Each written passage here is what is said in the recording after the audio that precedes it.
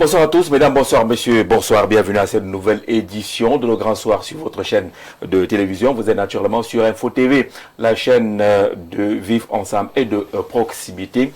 L'actualité politique au Cameroun est pratiquement sur la forme interrogative.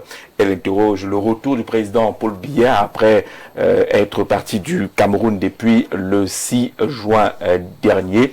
Il n'est pas revenu, cela fait un total de 44 jours déjà. Pourquoi le président ne regagne pas le pays? Certains hommes politiques mènent des réflexions autour de la question avec des dénonciations et même des appels, notamment l'appel lancé par l'honorable Jean-Michel Nithieu envers le Conseil constitutionnel pour une constatation de la vacance à la tête de l'État du Cameroun. On en parle avec nos invités ce soir, avec également un autre sujet qui est toujours politique, celui cette fois-ci autour de Issa Tiroma Bakari, le président du FSNC, qui est en Gambie. Il a dit lui-même dans la vidéo qu'il a postée, qui appelle à ce que les forces armées et de défense aillent le chercher du côté de la Gambie pour le ramener au Cameroun. Entre l'absence du chef de l'État depuis une quarantaine de jours et cet appel au retour au pays de Issa Tiroma Bakari, le débat enfle et nous on en parle ce soir. On ira avec nos invités également en kiosque pour voir ce que les quotidiens et les tabloïds camerounais nous ont proposé aujourd'hui. Chacun comme d'habitude aura un temps de réaction relativement aux sujets qui seront présentés. Monsieur, on vous accueille ce soir. Yaya Bello, bonsoir et bienvenue.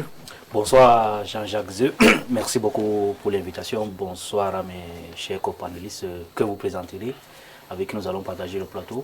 Et surtout bonsoir aux millions de Camerounais qui nous suivent.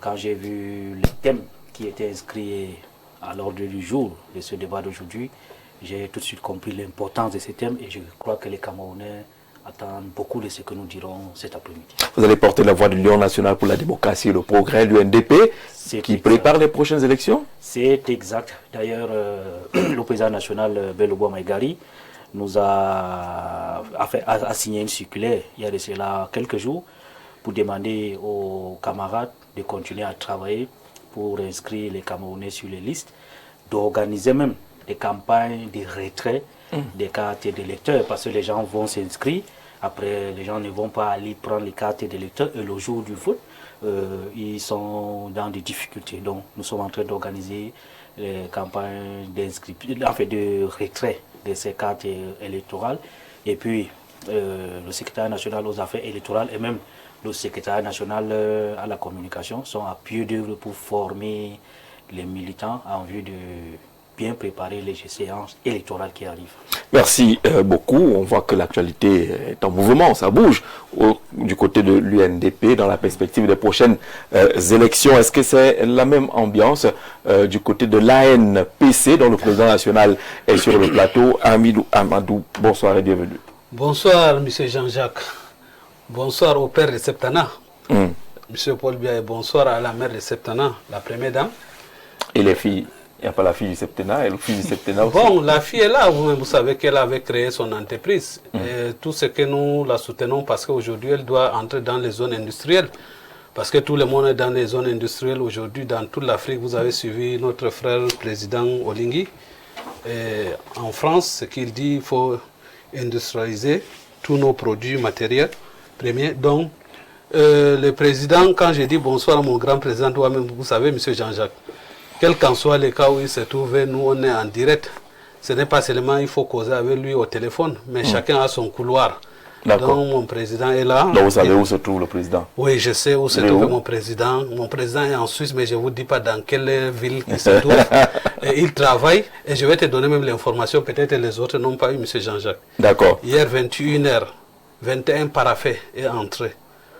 Vous savez, quand il est retiré, c'est plus mieux qu'il travaille. Les paraffins ont voyagé de Yaoundé pour la Suisse. Bien sûr, parce qu'il y a des gens qui arrivent ici, qu'on bloque, qui n'arrivent même pas à lui rencontrer, à cause de 5%, 10%. Ces gens rentrent. Ils sont obligés de se retrouver là-bas, demander l'audience, discuter avec lui. Là-bas aussi, il y a des pourcentages, non? Non. Là-bas, quand même, ils sont partis, ils sont combien? Ils sont partis 4 ou 3. Donc, vous voulez dire que pour rencontrer le président ici au Cameroun, c'est difficile? C'est trop difficile. Il y a des barrières. Il y a trop de barrières. Il y a des postes de péage. Tout le monde. Mais c'est pour cela que les pays, l'économie baisse. Et c'est ça que nous, les septennats, là, on lui a dit non, monsieur le président, ce que nous allons faire, maintenant, on va sortir avec les associations pour relever les pays ici. Donc, moi, je sais là où il est, il travaille. Ceux qui parlent, ceux qui veulent, ils n'ont qu'à parler. Et dans quelques jours, vous allez voir, le président sera là au Cameroun. D'accord. Et nous allons faire ce qu'on a à faire là. Vous savez que beaucoup de gens attendent les postes de vice-président, les gens attendent le gouvernement. Donc tout ça, il faut être concentré parce qu'il y a Yaoundé inondé avec les bougies. Inondé. Les marabouts sont partout. Ceux qui voulaient entrer, ceux qui voulaient bloquer. Donc il faut qu'ils se retirent, qu'ils travaillent. Mais il va très bien. Je te donne un bon message pour le président. Il y a des marabouts qui ont une force internationale. Hein.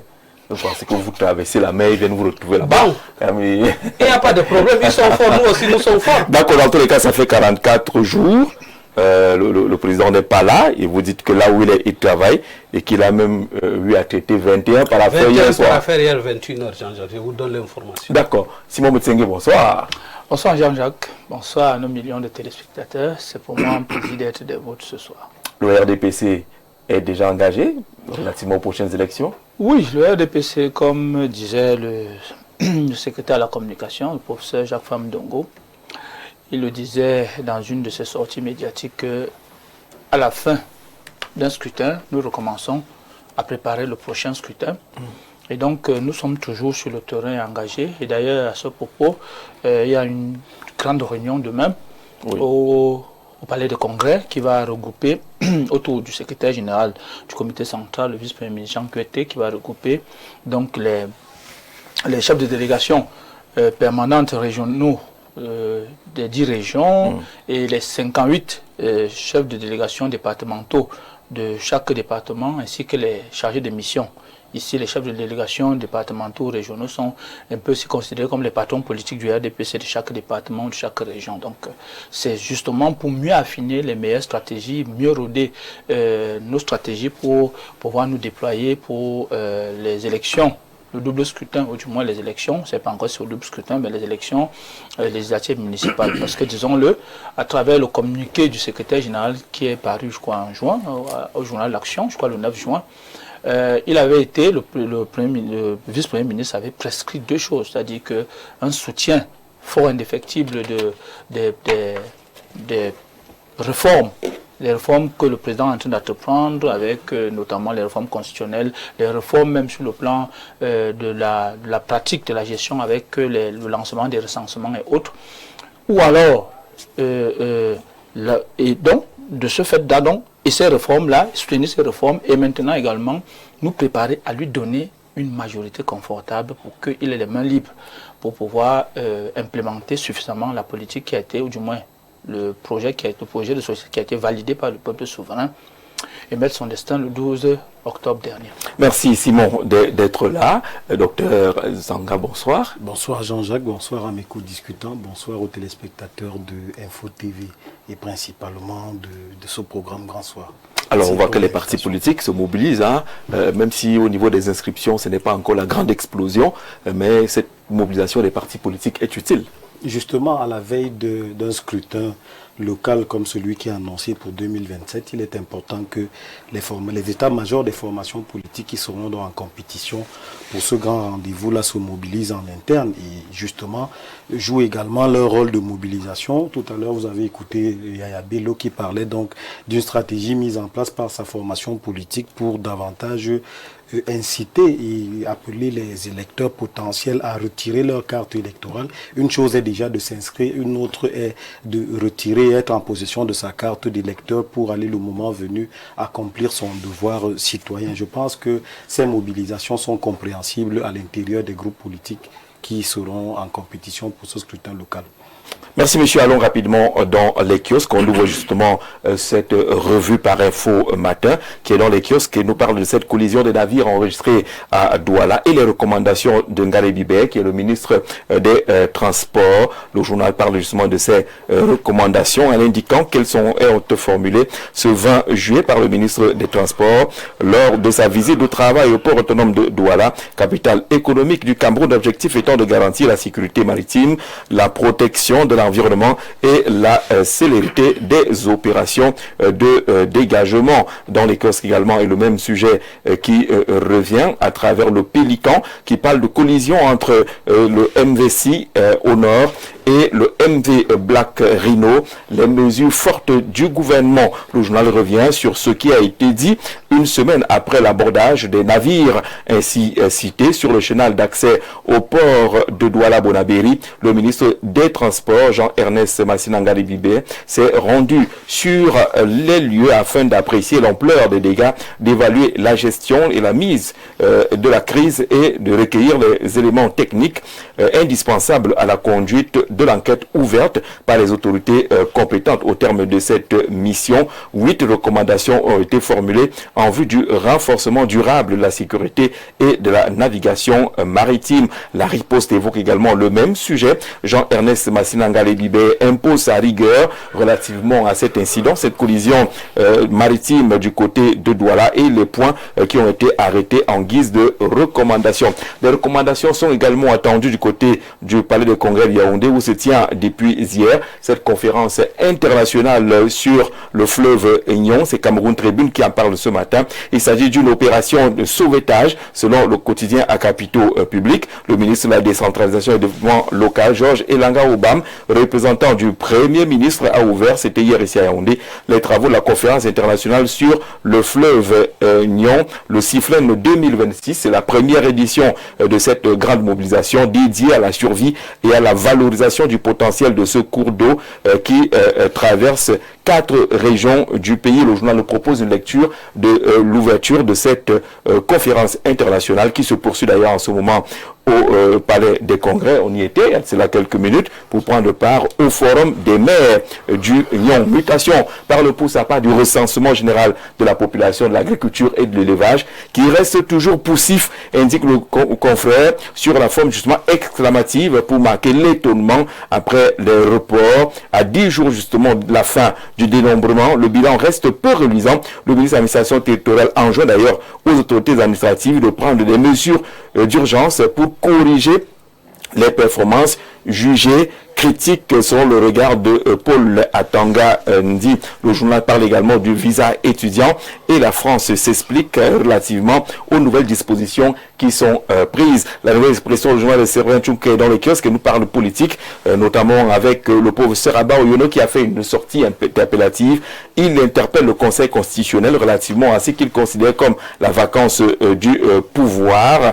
Le journal indique justement que l'universitaire soutient que face à la situation que vit le Cameroun avec un président qui ne fait pas signe de vie depuis plus de 40 jours, qu'il est parti pour un court séjour privé en Europe, le Conseil constitutionnel commet une faute professionnelle par l'évitement de ce débat sur les vacances et empêchements présidentiels, c'est-à-dire dans les colonnes de la nouvelle expression, bien évidemment en kiosque depuis ce matin. L'œil du Sahel revient aujourd'hui avec quelques mauvaises nouvelles encore du côté de la falaise de Mbé, cette fois-ci 6 morts dans un accident de circulation, indique notre confrère, qui parle également du côté de Yangazawa, 4 bergers enlevés par Boko Haram. Les nouvelles proposées par notre confrère ne sont pas des plus reluisantes, tout comme l'étudiant qui est en kiosque également depuis ce matin nous parle des DA mortes dans sa fugue partie du domicile familial à la suite d'une dispute avec ses parents. Marie-Paul Massoki est avec 16 ans, élève en classe de seconde A au lycée classique de DA, a été retrouvée morte le lendemain au village Koukoué, dont la commune de DA premier. Son corps présentait des traces de violence selon les premiers constats, conduisant les enquêteurs à privilégier la piste d'un acte criminel. Une enquête est en cours pour établir les circonstances exactes de ce décès de cette jeune Camerounaise qui a fugué. Malheureusement, la fugue s'est achevée par sa mort, comme l'indique le journal L'étudiant. Le point hebdo est dans les kiosques et nous parle justement de sociétés et entreprises publiques avec quelques chiffres: 1926 milliards de francs CFA de financement, 55,85 milliards seulement de rentabilité. Il s'agit purement et simplement d'une véritable spoliation selon notre confrère, qui parle également du bureau de l'état civil, le bureau national d'état civil, le BUNEC. Le point 778, BUNEC, droit de réponse, Alexandre Marie Yomo, établissement Sévérité en guise de droit de réponse. On peut également trouver dans les kiosques le journal La République, et nous parle du pré-collecte des ordures dans la commune de Yaoundé 6. L'innovation salubre du maire Yoki Onana, indique notre confrère, alors que des métropoles camerounaises étouffent sous une insalubrité chronique face aux limites des opérateurs traditionnels. La commune d'arrondissement de Yaoundé 6 a choisi la voie de la rupture. Quels sont les leviers et les piliers sur lesquels se fonde cette voie de la rupture du côté de Yaoundé 6, c'est-à-dire avec La République, qu'on retrouve naturellement dans les kiosques. On va s'arrêter là pour cette revue rapide des sujets majeurs développés par la presse dans les kiosques depuis ce matin. Pour recueillir vos points de vue, Yaya Bello, quelle est la une qui a retenu ton attention? Alors, il faut dire que l'actualité est dense. Toutes ces unes sont intéressantes. Mais comme il faut s'arrêter sur une, je vais m'arrêter sur la une qui parle du Conseil constitutionnel. Je crois que c'est le professeur Abba Ouyono qui s'est exprimé. L'expression. Voilà, sur l'expression. Bon, je constate que depuis un certain temps, il y a comme une sorte de surenchère ou une sorte de surenchérissement par rapport à la question de la saisine du Conseil constitutionnel relative à l'absence du président de la République. C'est vrai qu'il y a un sujet sur ça, nous allons parler tout à l'heure. Mais restons sur la saisine du Conseil constitutionnel. En la matière, nous savons tous que le Conseil constitutionnel ne s'auto-saisit pas en matière de déclaration de vacances, de constatation de la vacance à la tête du pays. Le Conseil ne s'auto-saisit pas. Et ça ne saurait donc être une faute professionnelle, comme l'indique le professeur Abaouno. Ils connaissent les textes, les mécanismes de la saisine du Conseil constitutionnel. Ils savent dans quel cas de figure le Conseil constitutionnel peut être saisi. Ils savent qui sont ces personnes habilitées légalement à saisir le Conseil constitutionnel. Maintenant, indexer le Conseil constitutionnel pour lui dire tu ne fais pas ton travail, manque de professionnalisme, ou alors j'ai vu un autre député qui pour moi est dans du populisme en demandant au Conseil de constater. Je crois qu'il faut bien informer. Quelque part, quand nous constatons, quand nous voyons que nos populations, comment dire, il y a un déficit de formation de nos populations. Quand un professeur agrégé vous dit que le conseil, s'il ne déclare pas la vacance à la tête du pays, c'est que ce conseil a manqué de professionnalisme. Il ne vous dit pas que la loi qui organise le conseil constitutionnel, quelles sont les dispositions disent les gens qui ont habilité à saisir ce conseil. Au lieu donc d'indexer le conseil constitutionnel pour montrer qu'il ne fonctionne pas, il faudrait plutôt, en tant qu'expert de droit, demander à ceux qui ont compétences ou qualités pour saisir le conseil de le faire, ou alors interroger les règles qui organisent le conseil. Moi, je crois que c'est ça la pertinence du débat. Donc arrêtons, dans un environnement où nous avons une inflation d'informations, de créer encore d'autres poches d'incompréhension, d'autres poches même, j'ai envie de dire, d'ignorance, tout simplement, parce que c'est lui qui est en train de nous suivre, va se dire, ah, le conseil là attend quoi pour constater la vacance? Alors que ce n'est pas au conseil de s'auto-saisir du sujet. Le conseil attend qu'on le saisisse. Il examine, est-ce que ceux qui m'ont saisi ont qualité de le faire? Est-ce que, bon, vous avez dit, il y a vacance à la tête du pays, on connaît les mécanismes, les cas de figure d'ouverture de la vacance, soit l'empêchement, soit le décès, soit la démission du président de la République. Est-ce qu'il y a un de ces cas? Là, le conseil, comment dire, il examine. Mais le conseil ne se lève pas comme ça un beau matin pour examiner le cas. Donc arrêtons de renforcer l'ignorance quand nous sommes des experts, éduquons et formons. Je crois qu'il serait mieux que ces gens-là disent, rappellent aux Camerounais, dans quel cas de figure on parle de vacances à la tête du pays, comment on fait pour saisir le Conseil constitutionnel, qui doit saisir le Conseil constitutionnel, comment le Conseil constitutionnel statue, lorsqu'il a statué, il a constaté la vacance, comment on procède. Je crois que c'est plus utile que de demander au Conseil de faire ce qui n'est pas de son ressort. Est-ce que vous voulez faire réellement le procès au journal qui reprend cela? Non, pas du tout. Le journal a plutôt relayé ce qu'une personne a fait, une éminence grise a fait comme analyse, comme réflexion. Le journal n'est pas... D'accord. Je précise que nous préparons justement une thématique pour dimanche autour de cette question de la vacance, pour voir ce que prévoient les textes, ce que disent exactement les textes, parce que il y a cette notion des 45 jours qui revient souvent. On ne sait pas où elle est marquée, comment est-ce qu'elle est marquée, ainsi de suite. D'ailleurs, on a essayé de contacter le professeur Bayounde. Et puis ce matin, on va insister, en espérant qu'il sera de notre dimanche, dans le cadre de l'émission Libre Expression. Alors, docteur, quelle une?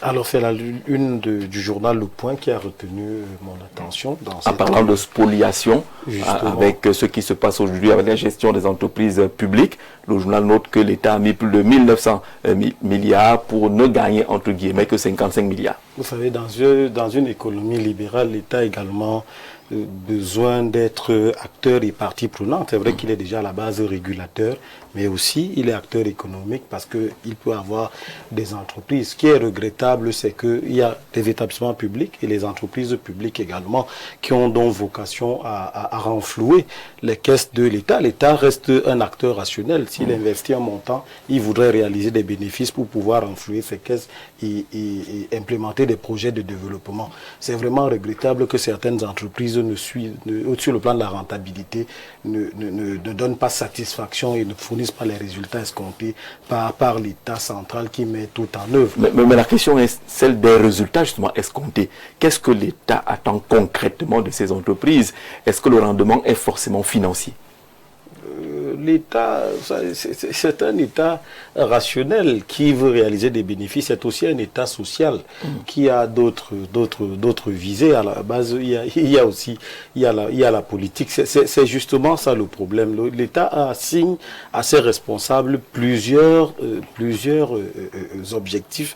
Et là, nous sommes sur le plan de la rentabilité parce que la spoliation a une connotation financière. Elle a une connotation de rentabilité financière. Maintenant, dans l'atteinte des objectifs, est-ce que l'État assigne des objectifs en deçà de la rentabilité à ses managers d'entreprise? Je n'en sais rien, mais je note quand même que au terme des conseils d'administration de fin d'année de ces différentes entreprises et établissements publics, les présidents de conseil d'administration félicitent généralement le directeur général pour la qualité des documents et aussi pour les performances réalisées. Il est même arrivé que ces directeurs généraux soient épinglés par la justice, mais que les derniers conseils auxquels ils ont assisté, ou alors que le conseil d'administration a présidé, soit donc l'affuble d'éloges et de félicitations, mais par la suite, il est rattrapé par une gestion véritablement opaque et même chaotique. C'est un peu le paradoxe de cet État qui veut à la fois réaliser des bénéfices, parce que rationnel, il met des moyens, il veut gagner davantage, mais aussi qui a d'autres considérations sociales et autres. L'État devrait véritablement se positionner, soit comme un acteur qui veut réaliser des bénéfices, ou alors un acteur qui... Alors, on a eu une réflexion également sur ce rapport, parce qu'il se fonde sur le rapport de la Chambre des comptes. Pris globalement, avec ces chiffres tels qu'ils sont pris, est-ce qu'il n'y a pas risque de méprise, étant donné que parmi ces entreprises d'État, il y en a qui ont vocation à ne pas faire de bénéfices financiers, qui règlent les problèmes sociaux? Si vous prenez les entreprises du secteur de l'eau, du secteur de l'électricité, est-ce que la priorité de l'État, c'est de se faire de l'argent? Il y a déjà deux catégories. Nous avons les établissements publics administratifs, nous avons également les entreprises. Dans le cas des entreprises. Nous sommes dans le cas des entreprises.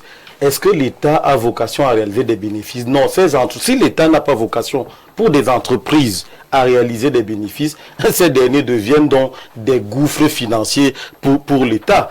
Dans le secteur, si la question sociale est résolue, est-ce qu'il y a gouffre financier? Ce qu'on attend, c'est de donner de l'eau ou de l'électricité. Si c'est réglé, pourquoi est-ce qu'on parlerait de gouffre financier? On peut régler la question, on peut régler le volet social tout en réalisant des bénéfices. D'accord. L'objectif social n'est pas, ne vous donne pas n'est pas une caution à la mauvaise gestion par les managers de ces entreprises. On ne va pas s'engouffrer derrière le volet social pour réaliser des contre-performances économiques. Si on ne peut même pas réaliser des bénéfices financiers, qu'on se stabilise au moins sur le forfait que l'État injecte, ou alors les montants que l'État injecte, pour au moins à la fois satisfaire la demande sociale, mais ne pas constituer un gouffre financier véritablement pour les finances publiques de l'État. Je crois que c'est le double challenge. On peut trouver le juste milieu en atteignant des objectifs sur le plan social, en stabilisant l'État. Il y a de la dimension politicienne qu'il faut intégrer, parce il y a des équilibres à sauvegarder, mais aussi plutôt que de réaliser des bénéfices, il faut éviter de lourdes pertes qui vont causer préjudice aux finances publiques. D'accord. Président, quelle une? Moi, c'est l'œil du Sahel. L'œil du Sahel. Sur l'accident au niveau de la falaise de Mbé. Oui. Je souhaite mes condoléances à la famille et ceux qui sont enlevés aussi par Boko Haram qui retrouvent aussi leur liberté. Moi, voilà, ce que j'ai retenu, ce qui me touche en tant qu'un homme social. Voilà, c'est qu'il y a encore des accidents, notamment au niveau de ces falaises-là.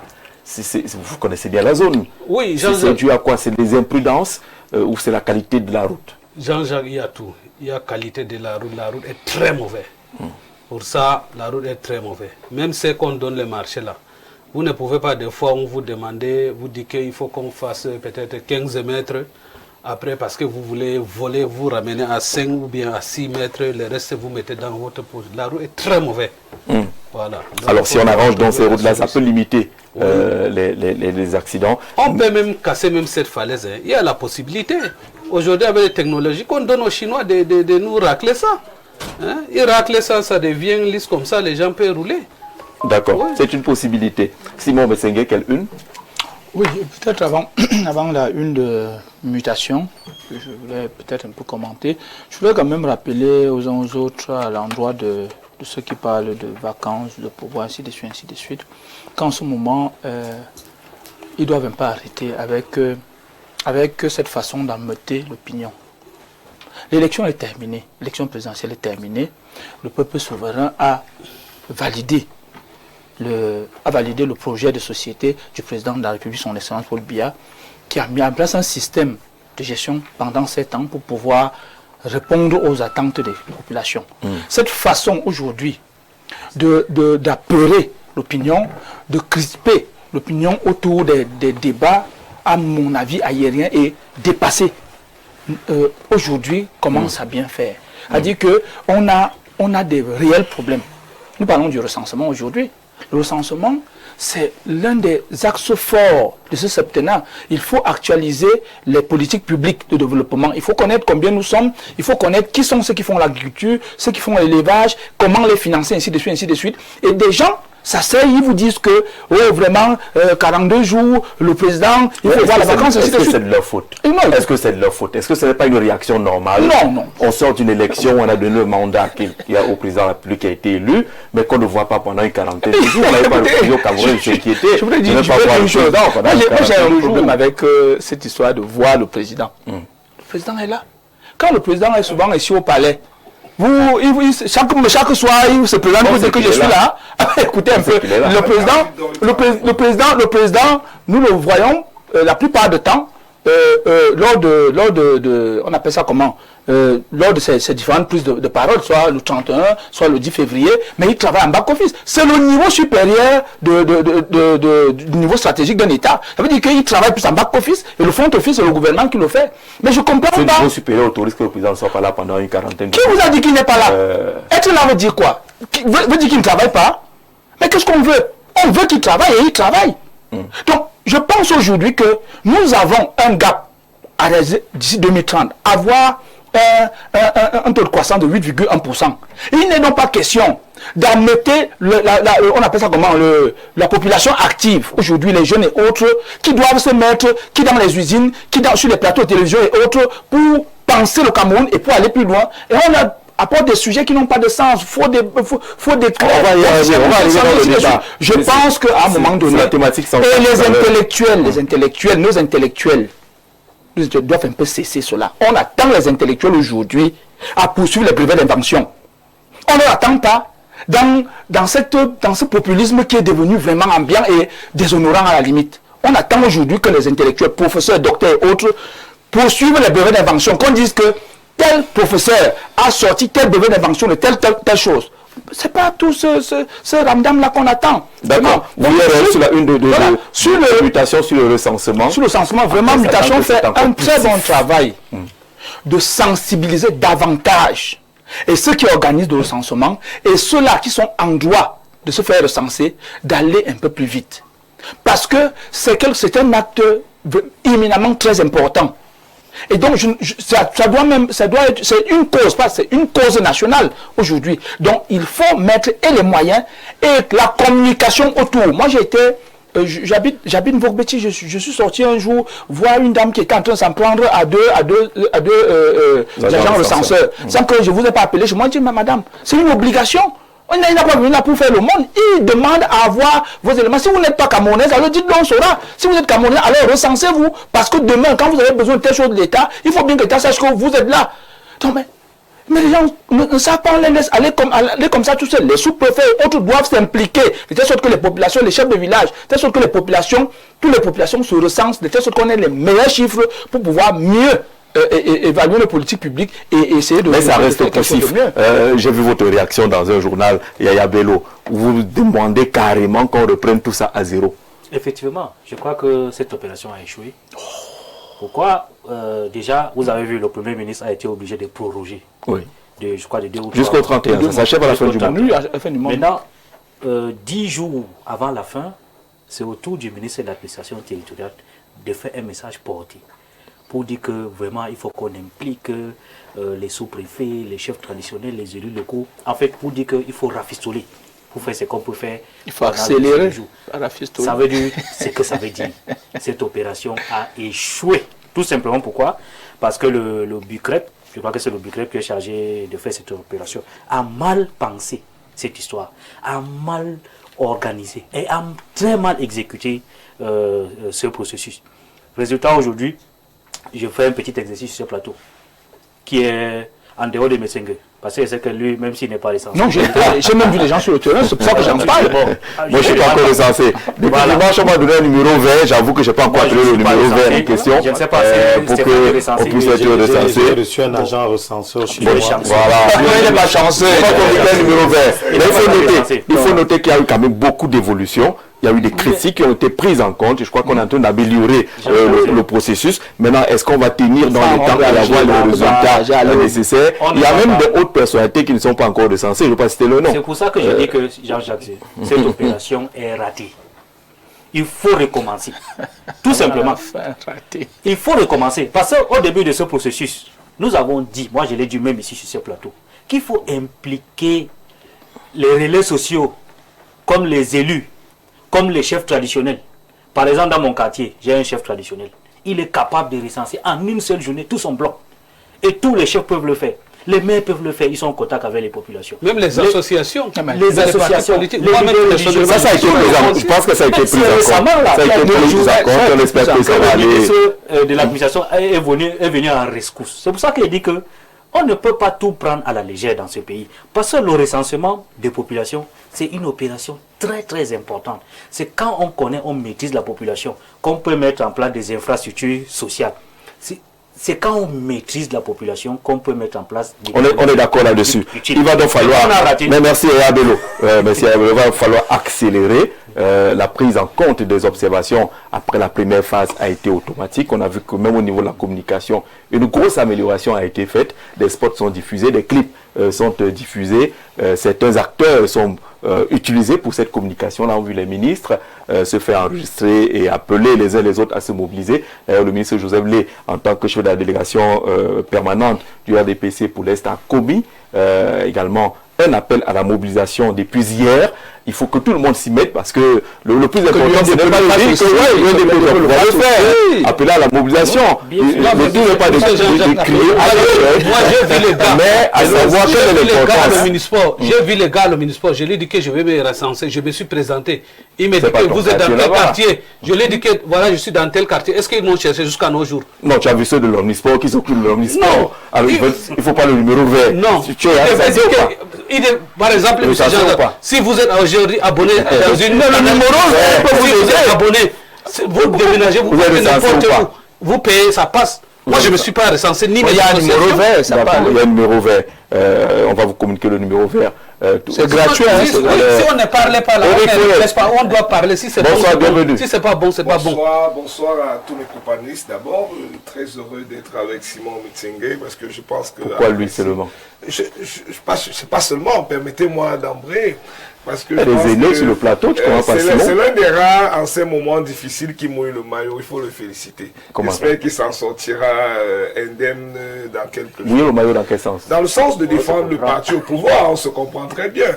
Il est très difficile de pouvoir faire la gymnastique auquel il se livre tout le temps pour pouvoir donner des arguments assez pertinents, j'avoue quand même, mais qui ne rassurent pas les enquêtes. On n'a pas encore commencé l'émission. Il n'a rien dit pour le je salue les co-panélistes. Je salue mon frère Yaya Bello en face, très élégant, toujours très courtois dans sa manière d'aborder les sujets et tous les autres panélistes. Mais je voulais quand même appuyer dans le sens de Yaya en lui disant qu'en réalité c'est la démonstration de l'inertie, c'est la démonstration de l'incapacité de notre système à se mettre à jour.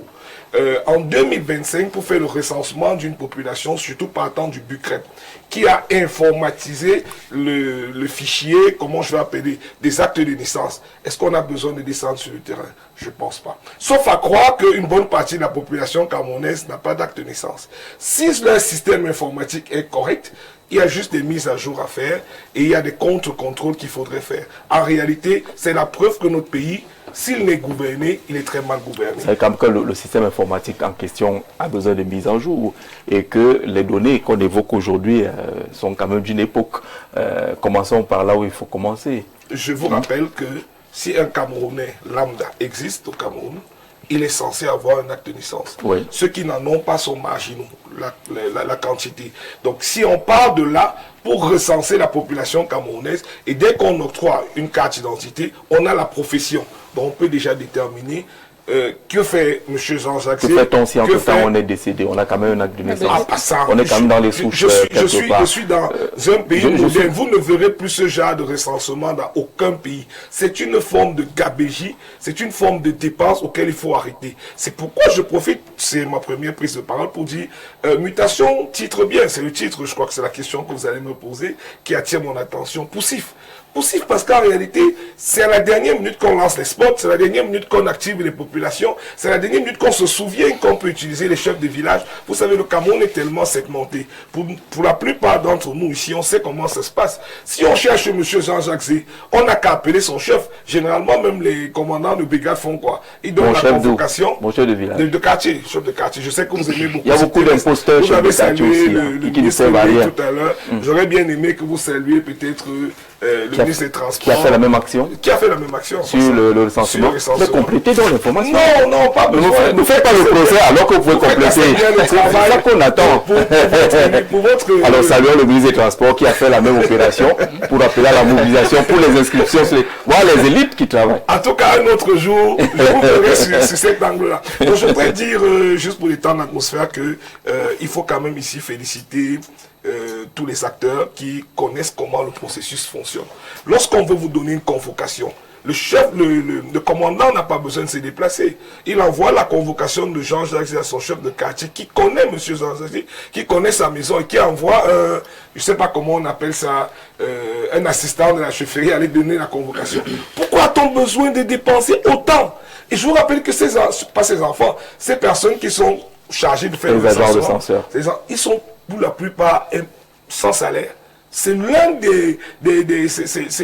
des pommes de discorde ou alors une épine dans cette affaire de recensement. Encore une fois de plus de la gabégie dans ces temps difficiles. Encore une fois de plus un échec du RDP. Alors participants déjà recensés? Non, malheureusement. Pourquoi? J'ai même, pour vous dire, je suis allé plus loin parce que je suis vous n'êtes pas partenaire. recensé. Non, je vous dis, je suis allé plus loin parce que je suis proche des agents du ministère des Statistiques. Je salue Aline pour ne pas lui créer de problème. Et je lui ai demandé, mais pourquoi parfois je vois les croix XX. La croix X veut dire qu'il n'y a personne dans la maison. Et vous arrivez, vous demandez à votre voisin, mais subitement tout le monde est mort chez vous. Ils disent tout le monde est là, sauf qu'ils sont passés à une heure où il n'y avait personne. Et ils ont couché XX. Et c'est des... Mais vous interprétez qu'il n'y a personne. Non, mais je vous dis, ils informent qu'ils sont passés quand ils sont passés avec personne. Bon, de toutes les façons. Vraiment, il ne faut pas comprendre quelque chose là. D'accord, on va chuter. Je voudrais quand même dire une chose, ça c'est une précision importante. Ce n'est pas le recensement seulement de la population. Oui. C'est pratiquement 4 recensements. Il y a le recensement de l'habitat, De l'élevage, de l'agriculture. et l'élevage. Donc c'est un travail assez dense sur le terrain qu'il faut faire. Raison de plus. Donc, pour être plus efficace. Non, on ne peut pas évaluer. Plus organisé. On ne peut pas évaluer un travail qui n'est pas terminé. Ce serait la mauvaise foi. Non, c'est en train. S'il vous plaît. Et il vous dit. Yaya Bello. Vous êtes en train de préparer une élection. Mettez-vous dans le sens de la mobilisation. C'est plus utile. Non, je suis d'accord. Parce que, non, vraiment, c'est plus utile. Dans le sens de la mobilisation. Non, bien entendu, il est en train de dire aux gens que c'est un fiasco. L'une des bases d'une bonne élection, c'est d'avoir les bonnes données. Là, on a encore 10 jours pour mobiliser. Et nous disons ceci. On a mis en place un système qui enrôle tout le monde. Vous n'avez pas été recensé, il y a un numéro vert, vous le faites. On vous a retrouvé, vous finissez de le faire. C'est comme ça que ça fonctionne. Mais déjà, nier qu'il y a des méthodes qui vous permettent de vous recenser, même si vous n'êtes pas là, c'est déjà un problème. C'est un déni de la réalité. Ce qu'il faut se dire aujourd'hui, c'est quoi? C'est que ce recensement n'a pas de coloration politique. Ce recensement sert aux Camerounais lambda. Et donc nous devons tous, loin de nous dénigrer, nous devons tous soutenir les actions de telle sorte que nous ayons les meilleurs chiffres. Ça va nous aider à nous tous. Même sur le plan électoral, Yaya Bello. D'accord, on est d'accord là-dessus. Bonsoir le panel. Je suis actuellement en train de faire ma maîtrise. Félicitations. Dans ma recherche, le Cameroun est bien dans mon modèle. Je souhaite que le monsieur avec le gang, ils sont 2, 3, voilà, m'explique où est-ce que le Cameroun a eu un développement de 1,8%. Et aussi, lorsqu'il dit que le président travaille en back-office, qu'il me dise où me donne un pays où le président de ce pays a fait plus de 20 jours hors de son pays ou État. Le dernier était le pape et nous avons vu son travail. Il a fait en front office, pas en back office. Pour conclure, est-ce que c'était les citoyens en back office ou front office qui ont voté pour le président? C'est Steve Mokem de la Belgique qui est en train de préparer sa maîtrise. Bonsoir le panel. Certains, on n'est pas dans le sujet des églises. Bonjour. Chez moi, toutes les autres chaînes fonctionnent sauf Info TV. On a fait passer un message depuis quelques jours. Canal Plus indique justement que beaucoup de chaînes ont ce problème et que le souci a déjà été identifié, que ils ont demandé d'observer encore cette semaine et on vient d'entamer la semaine, il y a encore ce problème dont les techniciens sont à pied d'œuvre pour régler cette question. Monsieur Messenger, le Cameroun est le seul pays au monde où le président a un bureau annexe à l'étranger où il peut aller travailler quand il veut sans que le peuple ne s'inquiète. Les 11 résidences présidentielles disséminées dans les régions servent donc à quoi? C'est signé à Boy, il y a une très belle résidence présidentielle à Berthois. Et quelqu'un va me faire le procès de parler encore de Berthois. Bonsoir. Ce soir, le défenseur, non, il n'y a pas ce genre de défenseur. Donnez votre point de vue. Le président va faire plus de 2 semaines hors de son pays sans que ce soit de congé, sans grand bruit. Ce genre de, je sais pas trop, vous ne contribuez pas efficacement, utilement au débat. Si vous n'êtes pas d'accord, dites que vous êtes d'accord ou vous n'êtes pas d'accord et puis on avance. Merci pour ce que vous faites pour l'éclairage, voire l'éducation des citoyens. Je vous invite à faire une introspection sur les grands projets initiés depuis 2010 par le régime, des projets qui devraient avoir un fort impact sur la population.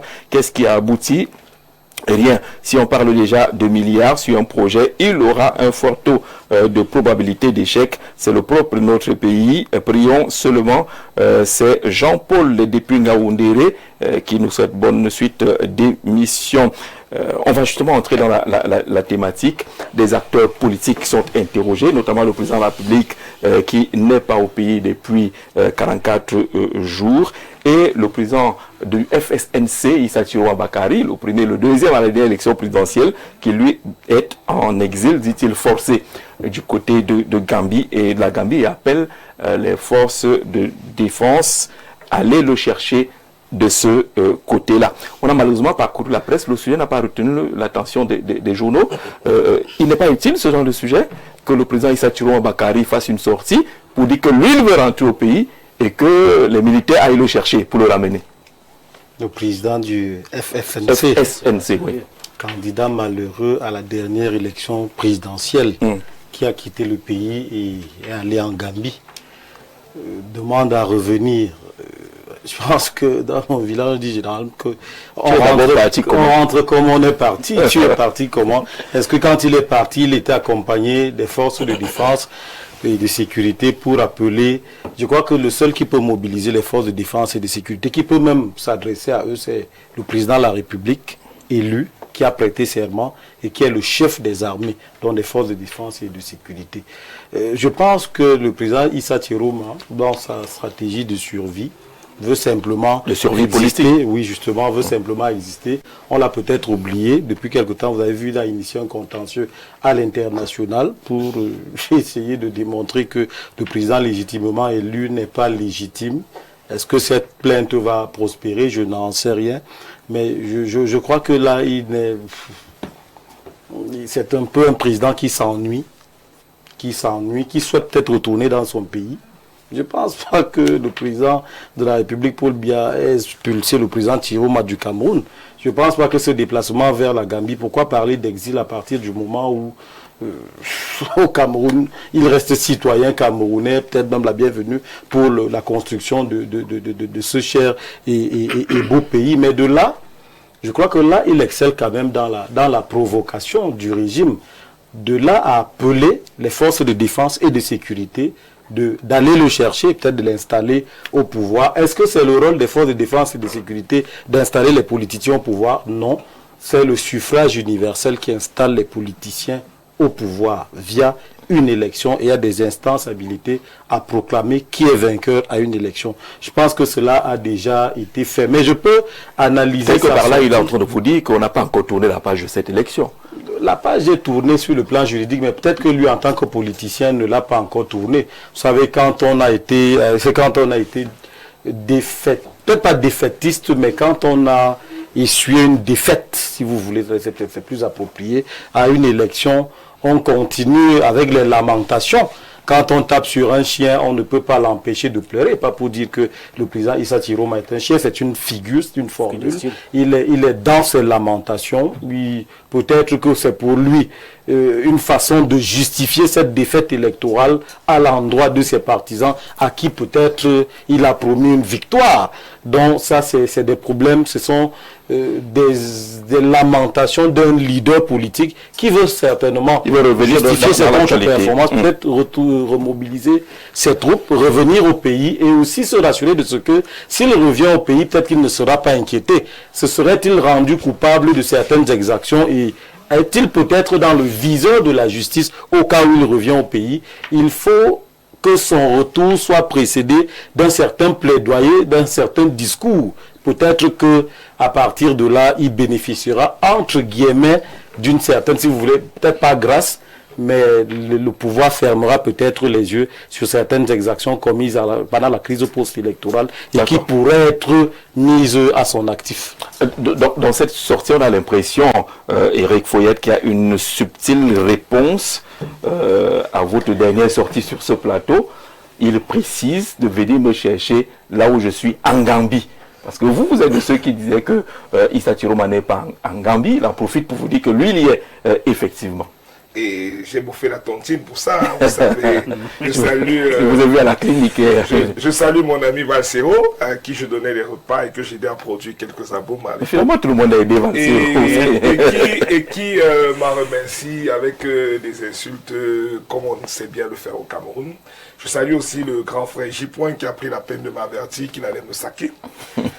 Au moins, lui a été courtois, au moins dans ce sens-là. Mais je voulais quand même dire quelque chose pour ne pas rentrer dans un débat inutile. Si je dis que je suis à Info TV à Yaoundé et que quelqu'un me dise que non, tu es à Douala, je crois que c'est simple de faire un tour de ville. Et le débat est clos. Quand j'ai dit ça, il est très important que je revienne ici pour dire que il est possible que je me trompe. Je suis un être humain. Monsieur Tiroma en a aussi un. Et en plus, un très grand politique. Mais je crois qu'il peut faire taire la polémique en faisant un simple tour de ville à Banjul. Et on saura qu'il est effectivement en Gambie ou pas. Sauf s'il est enfermé. Parce qu'il faut le dire ici, lorsque vous appelez une armée d'un pays extérieur à venir vous chercher dans un pays autonome, ça pose un certain nombre de questions. Est-ce qu'il est retenu là-bas de force? Est-ce qu'il jouit de toute sa liberté? Je pense qu'il n'aurait pas pu faire peut-être ce discours s'il était dans des conditions d'incarcération. Mais je pose des questions. Je dois rappeler quand même que je suis cadre d'un parti qui ne s'attaque pas aux adversaires politiques. Uniquement à mes frères et amis comme Simon Metsengue, qui sont des braves Camerounais qui essaient de défendre l'indéfendable. Mais en dehors d'eux, on a pour consigne de respecter les positions, les stratégies des autres partis. Donc j'estime que M. Tiroma assume pleinement ses responsabilités lorsqu'il monte au créneau pour dire qu'il appelle l'armée de venir le chercher. Comment, par où, en passant par le Nigeria, par vol spécial, est-ce que c'est le BIR? Je pose quand même un certain nombre de questions. Qui l'a fait sortir? Est-ce aussi l'armée qui l'a fait sortir du Cameroun? Est-ce depuis un avion, un hélicoptère, le cachet de sortie qu'il a sur son passeport? Est-ce un cachet de sortie de la police d'immigration camerounaise? Est-ce qu'il est clandestinement sorti du pays? Je pense qu'il y a un certain nombre de questions que le Camerounais lambda se pose et qu'il y a une hypocrisie à vouloir faire comme si, je le dis très ouvertement, j'ai soutenu M. Issa Tiroma Bakari. J'ai fait gratuitement un logiciel, et ça presque à la dernière minute, de contrôle et de supervision des élections que je lui ai offert, auquel il est utilisé en grande partie. J'ai mis à mon niveau mon expertise parce que j'étais amoureux du Cameroun et voulant le changement. Ça, je ne me cache pas. Maintenant, ai-je le droit, une fois qu'il est parti ou que je découvre qu'il soit parti, de demander dans quelles conditions est-ce qu'il est parti et de demander où est-ce qu'il se retrouve exactement? Je pense que oui. Mais dans notre contexte politique où on aime un peu caresser le chien dans le sens des poils, cela peut susciter des l'émoi, cela peut faire taxer une autre personne qui court au Cameroun, hein, parce que je veux rappeler qu'à la différence des aboyeurs, bon, c'est un peu méchant les aboyeurs, à la différence de certaines personnes qui sont tapis ou alors qui sont de l'autre côté de l'hexagone, ils peuvent dire tout et n'importe quoi, ils ne seront pas inquiétés, ni physiquement, ni autrement. Leurs affaires continueront à courir parce que je crois qu'il y a des chèques qui passent de temps en temps. Par contre, nous ici au Cameroun, il suffit que tu énerves un peu Jean-Jacques Zé pour que lorsque tu vas boire une bière à notre niveau, hein, tu sois en danger d'un poison. Je parle ça pour dire des choses les plus simples. Donc je voudrais quand même ici dire que je respecte et notre parti respecte les positions et les déclarations du président Tiroma. Est-ce que ça répond aux attentes justement des pro-Tiroma qui se posent des questions? Il y a des élections qui arrivent, ils ont besoin du cachet du président national du FSNC pour compétir. Cette sortie répond-elle, rassure-t-elle? Je vais vous répondre politiquement. Et je crois que mon frère Yaya va mieux comprendre ce que je vais dire. On est en pré-campagne électorale. Oui. Je crois que M. Tiroma, avec un nom que tout le monde n'a pas oublié, le bon diable. Je crois que c'est passé le temps des croyances un peu complexes. Chacun rentre désormais dans sa cabane. Nous pensons au sein du MP3 que c'est notre moment. Je salue d'ailleurs M. Eric, le futur maire de Santiou, et tous les camarades qui se préparent sur le terrain à compétir lors des prochaines élections. Et je voudrais ici rappeler quelque chose, M. Jean-Jacques. L'une des régions qui a le plus voté pour M. Tiroma, c'est l'Ouest Cameroun. où il n'est pas originaire, ce qui est un paradoxe. Et vous pouvez donc comprendre que le FLNC lui-même n'était pas assez implanté là-bas. C'est parce qu'il y avait une volonté manifeste, comme dans beaucoup d'endroits du Cameroun, où les gens n'ont pas eu d'autre choix et se sont dit, bon, on va choisir le bon diable, comme cela a été dit pendant les élections. Et je profite de l'occasion pour appeler les nombreux militants à gauche et à droite, hein, qui... militants de quoi? Militants de l'opposition. Ah d'accord. Qui se Ce n'est pas un préparent... parti, hein, l'opposition. Non, c'est pas un parti, mais c'est un ensemble de personnes qui aiment le Cameroun d'abord, je voulais le dire, parce que nous, par exemple, c'est les patriotes, et qui souhaitent conquérir des postes que vraiment nous sommes ouverts. Le MP3. Le MP3 est ouvert au débat national, est ouvert au débat avec toutes les formations, même le FSNC, même le président Tiroma. Je sais que les frères comme les Yaya Bello leur portaient toujours leur portail, parce qu'ils n'ont plus une porte, ils ont un portail toujours grand ouvert. Et vraiment, je pense que le message est clair. Il n'y a pas de polémique avec M. Tiroma. Alors, dans cette sortie, il y a une notion qui revient, celle de l'exil. Issa Tiroma se présente comme étant un exil forcé du côté de la Gambie et appelle l'armée camerounaise à aller le récupérer. Quelle est la lecture pour que le Camerounais qui nous écoute essaie de comprendre un peu? Bon, je crois que la lecture qu'il faut faire de ça, c'est que il faut que Tiroma nous dise d'abord comment il est sorti du pays. Ok, il est sorti, y avait-il des poursuites contre lui? Je n'en sais rien. Et lui-même déclare qu'il est en exil. Bon, je ne sais pas, peut-être là-bas il a eu un asile politique. Je ne sais pas, je prends ces propos de lui. Mais de toutes les façons, à notre connaissance, sauf si je me trompe, je ne crois pas qu'il y ait des poursuites contre lui, ici au Cameroun. Bon, je crois que politiquement, c'est mon point de vue, hein, j'ai envie de dire quel gâchis. Parce que même si il n'a pas pu remporter l'élection présidentielle, il a quand même fait un bon score. C'est-à-dire que depuis le retour au multipartisme en 1990, c'est le meilleur score. C'est le meilleur score après le parti au pouvoir. Donc, il aurait pu capitaliser cela derrière aux élections locales. Mais, comme je dis toujours, les haineux vont toujours nous flinguer et nous allons toujours le dire, on va continuer à dire, c'est que il ne faut jamais, dans les stratégies politiques, intégrer le radicalisme. Vous ne pouvez pas dire tout ou rien, non. Ça passe ou ça gâte, non. C'est-à-dire que l'élection présidentielle est passée, on a fait les décomptes, les gens n'étaient pas d'accord avec les résultats. Il y a des instances. Le match se joue sur le terrain, le périmètre là. C'est combien? 180 sur 80. Ça dépend, ça s'appelle le volleyball. Hein. Le foot, je parle du football. Ça se joue sur le terrain. C'est sur le terrain, devant l'arbitre et tout, que vous contestez. Donc que vous sortez du terrain, le match est fini, on reste sur le score, on ne reprend plus. Je crois que c'est comme ça. Donc, il serait resté dans, j'ai envie de dire, le respect des institutions, même s'il n'est pas d'accord. Je prends l'exemple de notre parti. En 92, on n'était pas d'accord avec les résultats de l'élection présidentielle. Je crois que c'était aussi le 12 octobre 92. Mais nous nous sommes inclinés devant la décision de la Cour suprême, pas devant les résultats. Parce que nous n'étions pas aussi d'accord. Voilà pourquoi on avait saisi la Cour suprême. On n'avait pas demandé aux gens d'aller dans les rues, de faire des villes mortes et tout, parce qu'il y a aussi un risque. Lorsque vous envoyez les gens dans la rue, ils ne vont pas trouver des fantômes dans la rue. Ils vont trouver l'armée. Parce que pour moi, celui qui a tiré sur les populations est aussi responsable au même niveau que celui qui a envoyé ces populations vers ces forces de défense. Là. Vraiment, ils sont au même banc d'appui. C'est pour ça que nous, à l'UNDP, notre président a été responsable. Pas demander à quelqu'un d'aller se mettre dans la rue pour se faire écraser par des chars, pour recevoir des balles. Or, la stratégie, l'approche du FSNC, moi je l'ai trouvé trop radicaliste. Ça pouvait passer, il pouvait prendre le pouvoir avec une révolution, ça pouvait aussi échouer et avec des conséquences à long terme. Donc moi je dis quel gâchis. Vraiment avec 37%, même si vous contestez les résultats, derrière tout de suite là, il y avait... Il n'a pas 37%, hein. c'est quoi? C'était 35. C'est Frunzi qui a eu 37%. Voilà, donc 35%. Je crois que derrière, il fallait capitaliser. Parce qu'au départ, avant l'élection présidentielle, le FSNC n'avait pas un ancrage aussi territorial que ça. D'ailleurs, tous les lieutenants avaient démissionné. Les Salman avaient démissionné. Les Yerima Dewa avaient démissionné. Le FSNC, je crois, n'avait qu'un seul sénateur nommé à la avait été acheté. Bon, démissionné. On prend l'acte qui a été posé.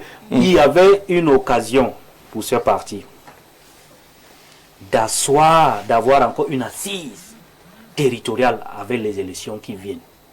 Parce que le processus de changement aussi, il est long.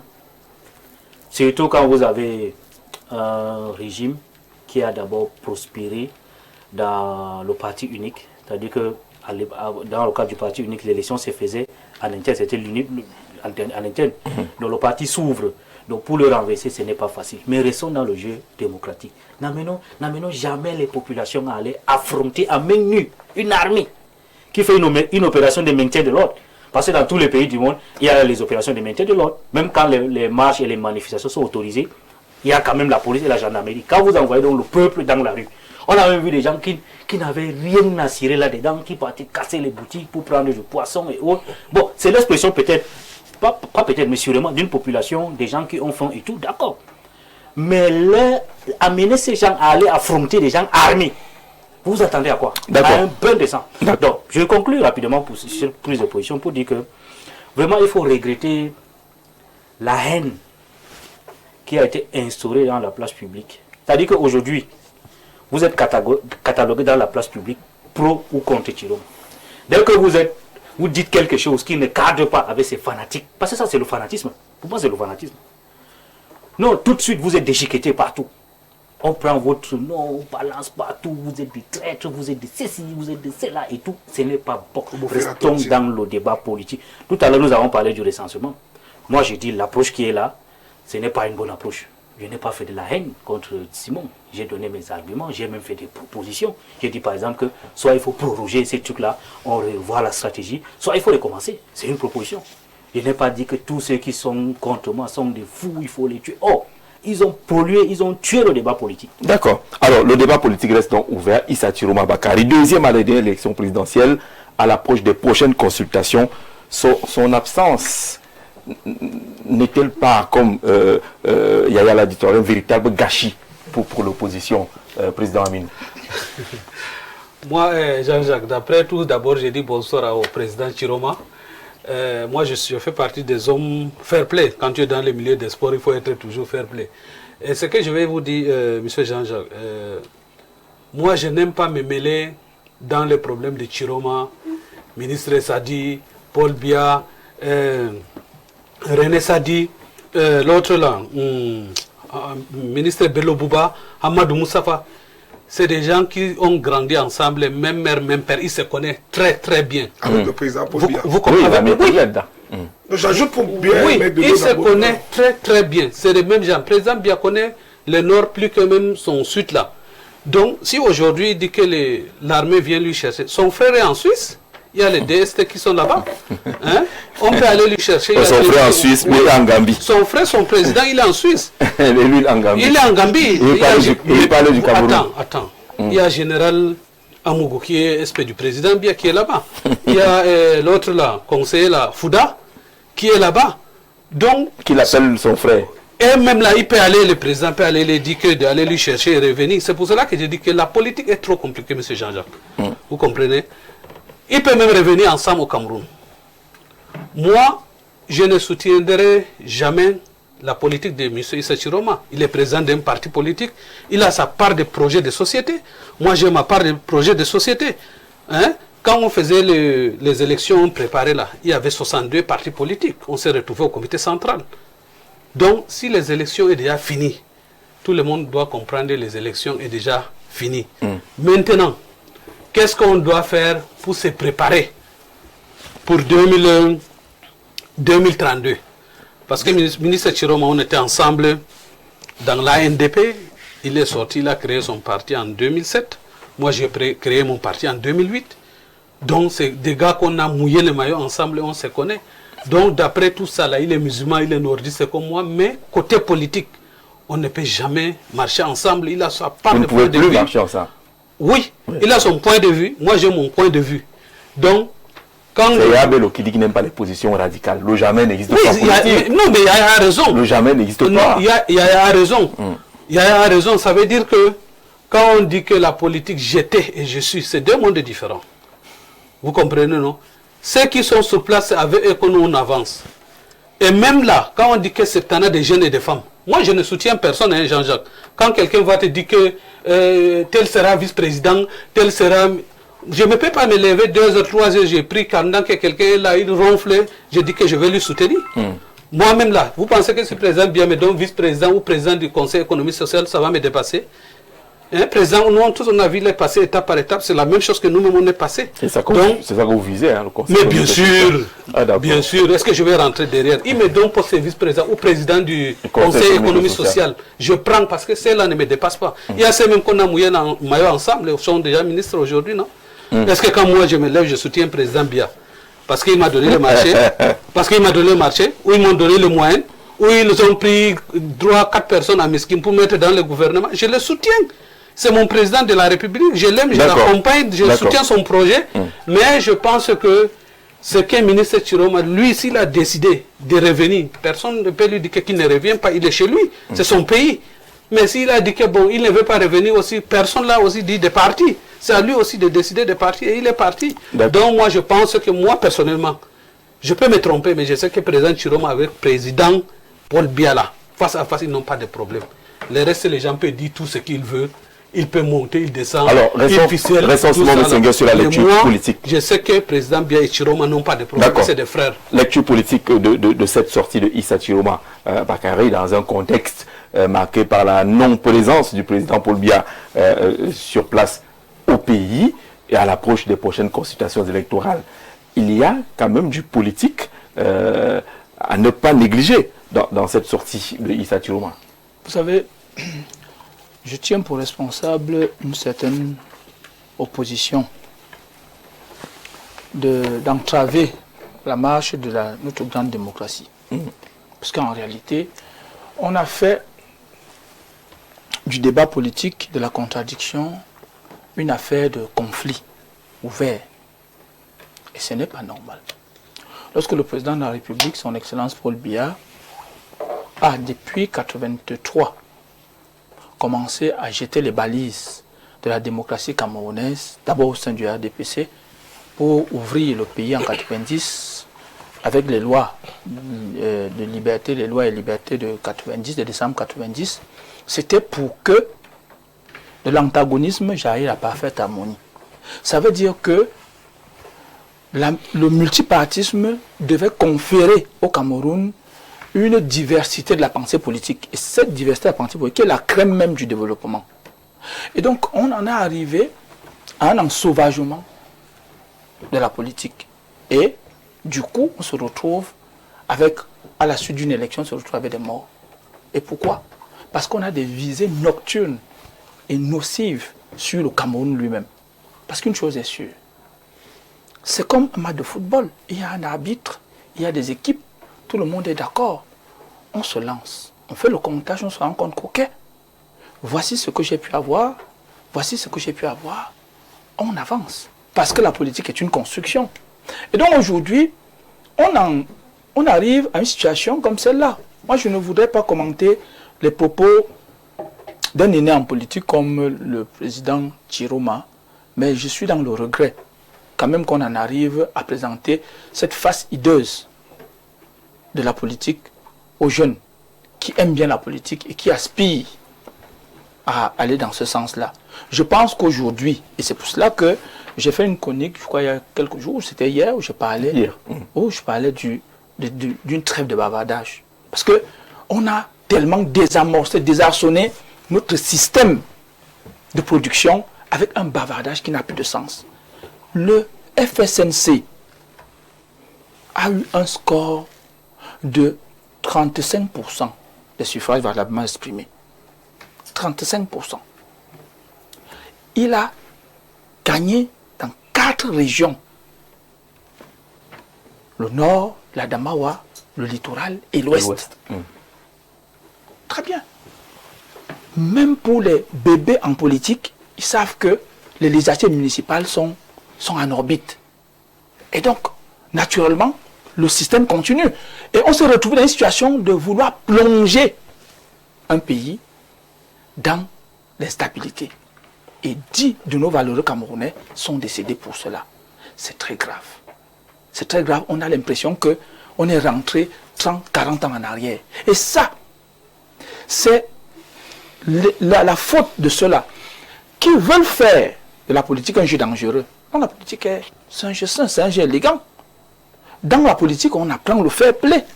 Je vous rappelle que nous avons perdu à l'ouest. Nous avons perdu au nord.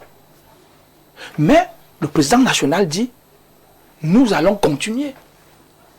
Il y a un meeting de remerciement pour la facilitation à l'élection du très honorable Dato, président de l'Assemblée nationale, à l'ouest, qui est un fils de l'ouest. Pourquoi? Pour dire, nous allons continuer à challenger, à nous battre.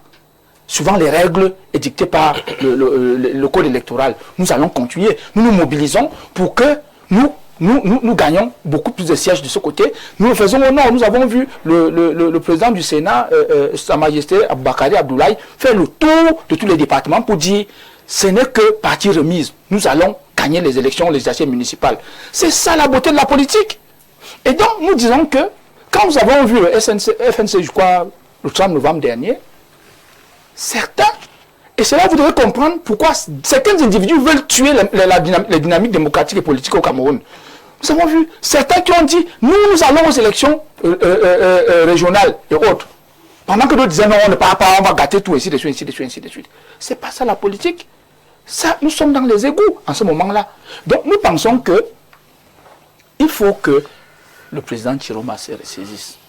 Il ne faut pas que la jeunesse et les générations futures gardent de lui. C'est lui qui a été un danger pour ce pays. Il propose une offre qui a été validée par 35%. Ça veut dire qu'il compte. C'est-à-dire son offre compte. Tuer cette offre-là pour des prétentions surmesurées est quand même étonnant. Et donc, moi, je prends ça pour de la comédie. D'accord. On ne dira pas que c'est la comédie. Non, je voulais dire que... cette question. Pourquoi je le dis? Non. C'est vous qui vantez la démocratie. Pourquoi je le dis? Mais peut-on vanter une démocratie alors qu'on a encore des gens qui sont en prison à la suite de cette élection, alors qu'on a quand même un grand leader comme Issa Chiroma qui est à l'étranger? La démocratie n'est pas l'absence de l'état de droit. Ce n'est pas parce que je suis militant du RDPC que je vais enfreindre la loi et au nom de la démocratie, l'état de droit ne va pas s'appliquer sur moi. Nous sommes tous égaux en droit et en devoir. Et donc, si à cause de mon acte d'irresponsabilité, le président de la République a qualifié, c'est là je crois le 6 novembre, de certains acteurs politiques irresponsables, si à cause de cela, j'ai facilité la mort d'un seul Camerounais, même ma conscience va me condamner. Il n'y a pas de responsabilité partagée en la matière? Écoutez, non. En la matière? Non, quand on parle de partager, si moi aujourd'hui, même si j'ai 2 partisans, et qu'ils leur demandent d'aller casser... On n'a pas dit aux gens d'aller casser. Personne n'a dit d'aller casser. Je suis en train de vous dire ceci. Quand vous dites, l'élection c'est le moment le plus sensible d'un État. Oui. Et donc, la responsabilité d'un homme politique, c'est de laisser les règles se faire et aller au bout de l'action engagée. Quand des gens vous disent « j'ai gagné », ça veut dire quoi? J'ai gagné. Ça veut dire que si on déclare une autre personne, on est en train de nous voler une victoire et donc nous devons agir en conséquence. Parce que, et vous n'avez pas de gens, c'est pour ça que la politique peut être délicate. D'accord. Elle est délicate. Tout ce que nous disons doit être mesuré et responsable parce que quand ça sort, ça ne revient pas et on ne peut pas mesurer les conséquences la politique à la base. Hein. Non, ce n'est pas menaçant. On manifeste ailleurs. Écoutez, on fait des meetings ailleurs. Écoutez, on fait les meetings. On fait les meetings au Cameroun. Non, vraiment, je vous rappelle que le président Issa Chiroma Bakari a fait le tour des régions. Il a fait les pendant la campagne électorale, parce qu'il y a une disposition plus ou moins particulière. Belouga n'a pas pu faire meeting à Bolova. Pourquoi vous ne parlez pas? Belouga n'a pas pu entrer. On a fait à l'extérieur de la ville parce que les gens se sont montrés voilà, c'est ça. à fair play. À l'extérieur. Mais c'était pas le lieu. C'était pas le lieu indiqué pour le meeting. Les élites du Sud ont demandé aux forces de l'ordre de nous empêcher d'entrer dans la ville. Donc, tout le monde peut donner l'ordre aux C'est la forces. beauté de la démocratie. Tout le monde peut donner de l'ordre. On a insisté, nous sommes entrés. Après, ils ont fermé toutes les routes. Nous étions obligés d'aller faire notre meeting sous la pluie. Ça, c'est la surenchère. Et là, c'est la période électorale. Et là, c'est la période électorale. Là, on est censé avoir un changement pour tout le monde. La surenchère, mais c'est fait. Ça s'est passé. C'est la surenchère politique. Ça s'est passé. Quand on reste sur le débat politique, Oui. la courtoisie républicaine, ça concerne aussi le RDPC. Ne parlez pas qu'on vous Nous sommes fair play, vous le savez très bien. Pas fair play. Nous, en état de cause, On va parler de vous. Quand on est échoué quelque part, on reconnaît qu'on est échoué. Réaction rapide. Vraiment, très bonne, très rapide réaction. Lorsque Simon dépeint la démocratie au Cameroun, j'ai l'impression d'être aux États-Unis. J'ai l'impression qu'on peut faire un débat courtois. Il parle de la beauté de la démocratie quand le président du Sénat fait le tour du Nord.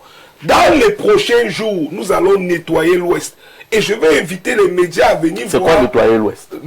C'est au Faut utiliser des mots compliqués. Hein. Au plan comme au figuré. D'accord. Vous savez Parce qu'il que on est en démocratie. Je ne sais pas s'il y a le mot nettoyer Non, il y a en la démocratie. sélection. Que vous allez faire une basse sur les postes électoraux à l'Ouest ou quoi? Il va s'agir de quoi? Ça c'est la fin du nettoyage. Mais le début passe par l'assainissement. Mais vous allez voir comment, lors de nos tournées, nous ne serons pas, les portes ne seront pas aussi ouvertes que celles du président du Sénat qui peut se mouvoir. Je dis, on va prendre les Camerounais au challenge. Dès jeudi, par exemple, prochain, nous allons nettoyer les marchés, le marché Baba Foussam.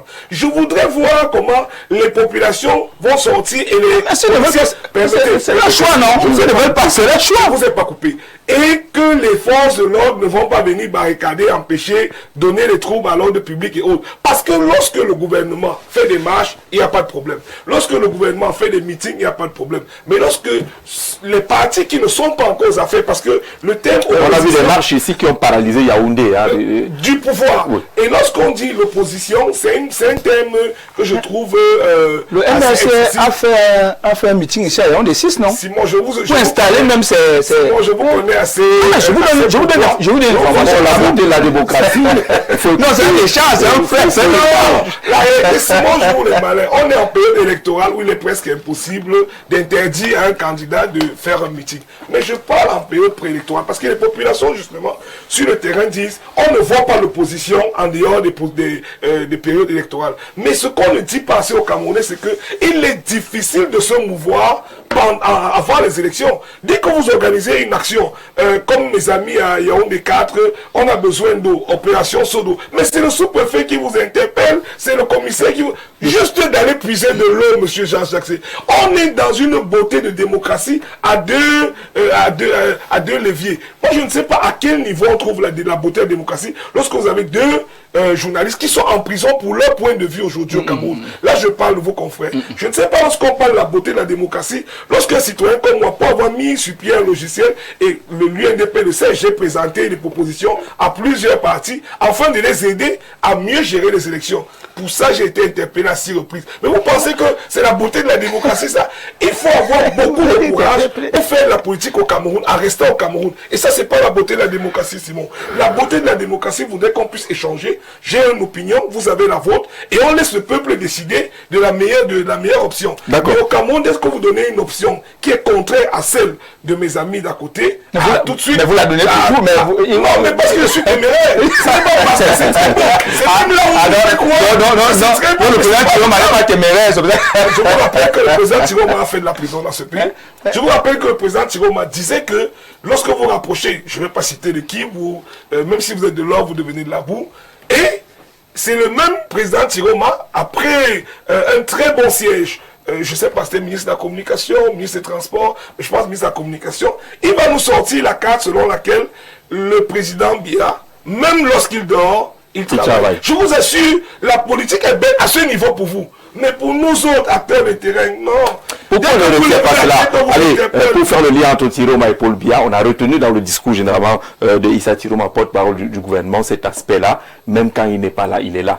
même quand vous ne le voyez pas, le président travaille. Pourquoi aujourd'hui on fait comme si on a oublié ce que Issa Chiroma Bakari avait bien indiqué aux uns et aux autres. Et on n'en parlait plus à cette époque-là parce qu'il avait convaincu Éric Foyet et les autres que même si on ne le voit pas physiquement, le président travaille. Mais il y a débat, docteur, il y a débat. Ça fait 44 jours. Est-ce qu'il faut étouffer ce débat parce que le président a reçu, selon notre ami, 21 parapheurs hier soir? Bon, il y a quand même que l'absence physique du président de la République ouvre une brèche dans laquelle s'engouffre Issa Chiroma Bakari dans sa technique de survie et même de contre-offensive politique. Je peux comprendre la détermination, le jusqu'au-boutisme et peut-être même le radicalisme du président Issa Chiroma, même si ces attitudes-là, on peut les questionner, mais on peut les comprendre. Dire qu'il aurait dû capitaliser les 37%, les 35% pour les élections locales à venir, je dis, c'est faire une mauvaise lecture. Parce que c'était un électorat extrêmement composite qui était le fruit d'un deal. Et l'élection présidentielle, il faut comprendre le mode de scrutin, la circonscription était unique. L'ensemble du territoire national. Maintenant, nous allons dans les élections locales. Et les formations politiques, nous en avons plus de 300, sont disséminées dans l'ensemble des 10 régions et des 58 départements, peut-être des 360 communes aussi. Le FSNC n'a pas donc cet ancrage sur le plan territorial. Le FNC, est-ce qu'il est capable de présenter des candidats pour les législatives dans les 180 circonscriptions? Je ne pense pas. Dans les 360 communes, ça va être délicat quand on sait de manière objective que c'est un parti régionaliste qui est confiné dans le Nord. Et peut-être même dans une moindre mesure dans le septentrion. Donc il n'y a pas de possibilité pour le président Chiroma de capitaliser ou d'escompter les 35% obtenus lors de l'élection présidentielle. Maintenant, qu'est-ce qu'il faut faire? Il faut rester dans la logique, la logique du combat.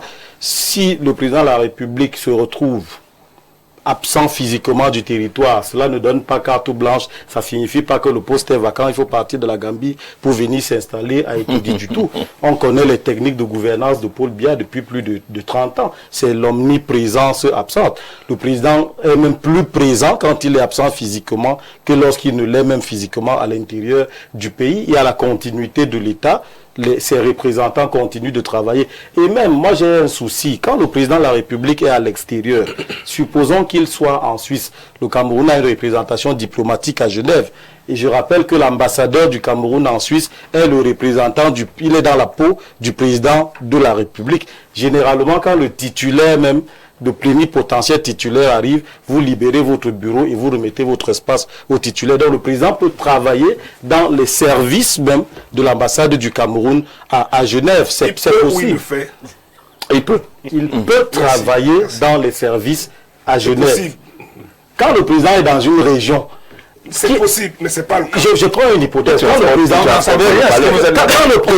si le président se rend à l'est du Cameroun, qui est son représentant à l'est? Qui travaille au gouvernorat? Le gouverneur. C'est son modeste représentant. Si le président séjourne à l'est et qu'il faille travailler, il peut travailler dans les locaux du gouverneur. Donc, il est le titulaire principal du poste. Son représentant se met en berne. Très bien. Le président peut signer des décrets à partir du gouvernorat de l'Est, parce que c'est aussi son espace de travail. On est d'accord, c'est ce qui est possible. Maintenant, est-ce que cela se fait? Actuellement, je rappelle qu'il est en cours séjour privé. Il n'est pas en voyage officiel. Être en cours séjour privé ne signifie pas qu'il cesse d'exercer ses fonctions de président de la République. Qu'il est en vacances. C'est vous qui constatez la vacance. On parle plus vacances, congé ou vacances? Congé, si vous voulez. D'accord, parce que congé. Dans le cadre des congés, il y a les affaires courantes. Il y a ce qu'on appelle dans l'administration les affaires courantes. C'est pas parce que le commandant de brigade est en congé qu'il y aura des agressions partout au motif que la brigade de Foulane ne se met pas en congé parce que le titulaire de la brigade est en congé. Mais il a des substituts et des relais, et à partir des congés, je vous rappelle que c'est la magistrature suprême, attention. Il s'agit là de la magistrature suprême. Alors on ne se met pas véritablement en congé. On n'est pas véritablement en retrait. C'est peut-être un repli. Ça peut être un prix stratégique pour souffler un peu, mais on demeure H24 en fonction. On a reçu le message de notre frère depuis la Belgique tout à l'heure qui nous demandait de citer un seul cas au monde où le président fait plus de 10 jours à l'étranger. Pourquoi est-ce que ça semble être balayé d'un revers de la main par Stéphane et par... je crois par moi également, parce que le Cameroun n'est pas un État mimétique. Qu'on ne considère pas cela au Cameroun, parce que le Cameroun, c'est le Cameroun. Le Cameroun n'est pas un État mimétique. Non, disons vraiment, disons-nous vrai, le monde nous regarde. Écoutez, c'est très rare de voir un chef d'État d'un pays s'absenter pendant plus de 40 jours.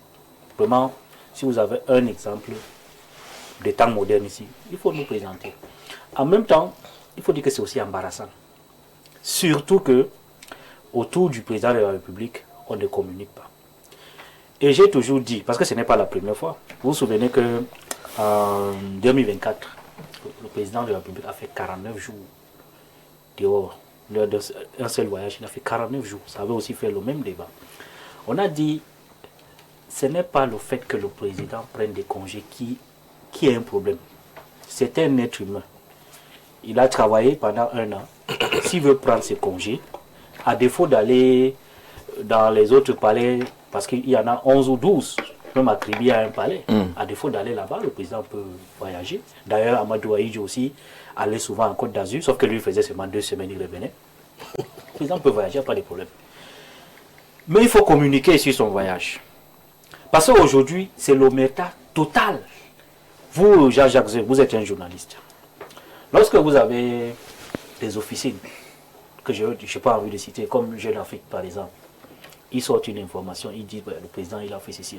Vous, en tant que journaliste... Vous parlez de Jeune Afrique comme officine? Ça veut dire que vous avez déjà catalogué. Vous avez étiqueté. Encore que... Il a parlé. Comme il a dit. Étiqueté. Encore que... Parce que quand un média vous dit une chose, le lendemain le contraire, après, donc vous ne comprenez plus à quel jeu il joue. Donc, lorsque il y a ce genre de médias qui disent des choses, vous en tant que journaliste camerounais, et vous n'êtes pas un petit journaliste camerounais, vous êtes un très grand journaliste, vous faites comment pour aller vérifier l'information autour du président? Si vous avez un correspondant à Genève ou à Bruxelles, je ne sais même pas où, ou à Paris, il fait comment pour vérifier autour du président de la République l'information? Il appelle le DCC. Jean-Jacques sait comment vérifier. C'est bouclé.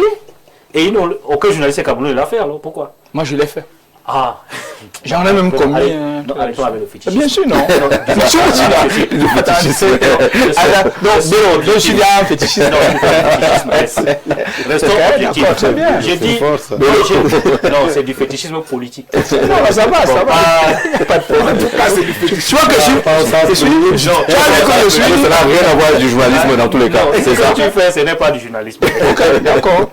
Donc, autour du parce que je dis ce qui est bien du pays. L'information est verrouillée. Moi, Camerounais, ça ne me pose pas de problème que mon président aille en congé. Parce que quand il prête serment, il est le président de la République, tous les Camerounais. Il n'est pas que le président du RDPC, non. Donc quand il part en congé, c'est normal. Mais qu'on nous dise, même à un simple, à l'époque, on voyait le président aller dans ses champs, on le voyait, non? On le voyait faire du vélo. On n'avait pas de problème. Mais pour des raisons de sécurité, on ne peut pas communiquer sur les déplacements de la première institution d'un pays. Non. Vraiment, ça, c'est trouvé des... Du Cameroun, pas d'un pays. Du Cameroun, parce que... Pour des raisons de sécurité, on ne donne pas de matos, on voit les autres. Sur les déplacements du président, que ce soit à l'étranger. Ils peuvent organiser, c'est dans la communication. On ne va pas nous donner le programme de déplacement du président. On ne va pas dire qu'on nous donne le programme du président tous les jours. On n'a pas dit qu'on doit le voir en direct sur Facebook ou YouTube ou du matin au soir. Non. On nous dit même ce qu'il mange. De temps en temps, n'est-ce pas? C'est parce qu'on comme le président est en visite, en cours séjour privé, on suppose qu'il est en congé.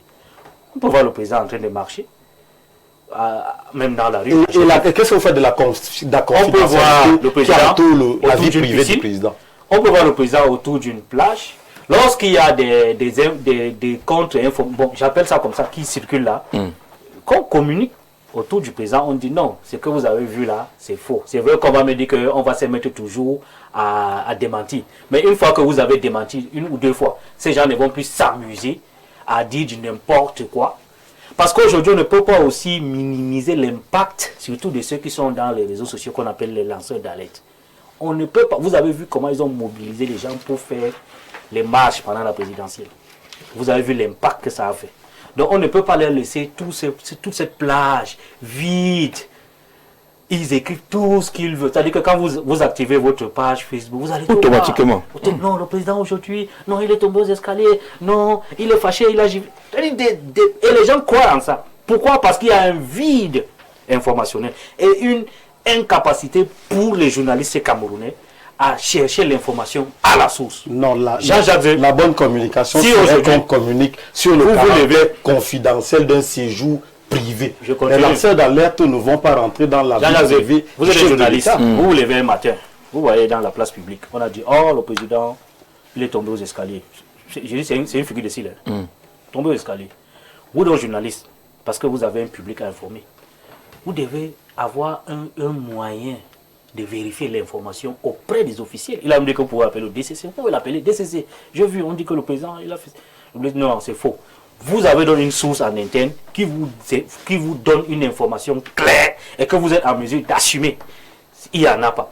Maintenant, sur la vacance, j'ai dit aussi tout à l'heure... Oui, on n'est pas justement en train d'abord de la question de la vacance. Mais ce qui semble gêner les Camerounais, Eric Foyette, rapidement, séjour privé, confidentialité, mesures de sécurité, c'est un peu ce que Stéphane est en train de dire, que tout cela aujourd'hui pourrait amener à ce qu'on ne puisse pas vous dire exactement où est le président et ce qu'il est en train de faire. Je pense que Stéphane nous doit, nous tous, hein, bon, c'est vrai que mon frère Yaya ne boit pas de l'alcool, mais il nous doit un bon verre de vin parce qu'il est en train de nous démontrer sur ce plateau qu'il est un communicateur de la présidence et que les Camerounais n'ont pas le droit de demander des nouvelles ou d'avoir des clarifications sur ce qui se passe. Moi, je voulais relever un aspect. Au-delà de... On va rentrer sur l'aspect juridictionnel qui ne m'intéresse pas outre mesure. Et je pense même pas que ça intéresse beaucoup de Camerounais. L'aspect qui intéresse les Camerounais, il faut le savoir, c'est que lorsque le chef d'État va en court séjour privé ou même public, c'est aux frais des Camerounais. C'est nous qui payons ces séjours. Donc nous sommes en droit de savoir combien coûte son hôtel. Est-ce que vous savez, docteur, que les chambres d'hôtel du chef de l'État peuvent payer 500 emplois au Cameroun en une nuit, lui et sa délégation. Et c'est assez grave dans un contexte économique assez difficile de pouvoir, de constater que le chef de l'État, pas qu'il se permet, va en hexagone dépenser autant de devises qui auraient pu servir au Cameroun si on avait conçu un hôtel ou un palace digne de ce nom à Kribi, que je crois qu'il est dans le sud de chez lui, et qu'on aurait dépensé cet argent là-bas. Je crois que j'ai en face de moi l'ancien ministre du Tourisme. Mais je pense quand même qu'il serait intéressant de revoir ces aspects et de communiquer là-dessus. C'est un devoir, ce n'est pas une faveur. Ce n'est pas de la liberté du président de la République de choisir le lieu où il sera en vacances. Ça veut dire que vous allez même lui imposer un type de campagne. Comme c'est nous qui le payons, il a droit à une femme brune ou une noire, ou il doit manger ceci. Non. Il y a un espace les Camerounais sont inviolable. Et c'est très sérieux. Autour de l'institution présidentielle. Vous êtes docteur. Minimum de respect. Nous respectons la fonction présidentielle. Oui. Nous sommes un parti. De considération, même à la limite. Si on n'est plus au niveau du respect, minimum de considération. Vous permettez quand même que je place un mot. Allez. Nous sommes un parti patriotique. Et je vous dis, pour dépenser autant d'argent public, vous devez rendre compte dans tous les pays. Il n'est pas de la volonté d'un chef de l'État de pouvoir dire je vais désormais prendre mes vacances et je vais dépenser 1 milliard par jour. Monsieur le peuple a le droit de vous demander des comptes. Ça, ce n'est pas un désamour, ça, ce n'est pas une haine, ça, ce n'est pas une gabégie, ce n'est pas une attaque personnelle contre le chef de l'État. C'est un cri des populations qui veulent que le respect des autres et la souffrance de la plupart des populations soient respectés. Je ne sais pas si c'est si difficile à comprendre, docteur. Je parle là des dépenses. Si vous décidez d'aller à Washington et que ça coûte des fortunes à l'État du Cameroun, il faudrait que le peuple vous demande des comptes. Il faudrait même que vous communiquiez, que vous justifiez. Est-ce que vous savez qu'il y a des chefs d'État qui ont dû justifier leur note de restaurant dans d'autres pays? Mais pourquoi vous voulez que nous restions dans... Oh, il ne faut pas communiquer sur le président, il ne faut pas dire combien coûte... Vous connaissez combien coûte la délégation du chef de l'État en Europe pendant un mois? Mais vous êtes sérieux là? Est-ce que vous savez qu'en ce moment on parlait de recensement, que ces jeunes qui écument les maisons n'ont pas pu avoir d'argent? Est-ce que vous savez que les contrats signés en Europe avec les partenaires pour renflouer à hauteur de milliards les comptes du Cameroun, vous voulez justement rentrer dans la fonction présidentielle, c'est ce qui est malsain. Les autres vont réagir. Le président est à Genève, il signe des contrats, rencontre des partenaires pour le développement du Cameroun. Monsieur mais qu'est-ce que vous avez en fait? Je ne suis pas le communicateur. Je ne suis pas le communicateur. Un jour, il n'intervient pas d'occasion de donner. Mais je dis. Est-ce que vous pouvez me permettre de placer un mot? On parle de démocratie qui est très belle. C'est un échange. Au Cameroun. Vous m'interpellez tout le temps. Allez-y pour chuter. Quand vous m'interpellez, je vous réponds. D'accord. Vous me faites perdre le fil des idées. C'est tellement... Il faut retrouver le fil.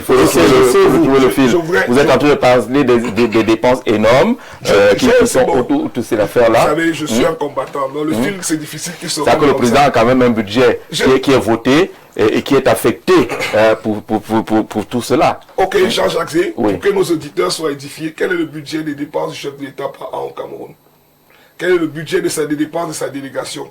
Est-ce que vous connaissez le budget du carburant du secrétariat général à la présidence?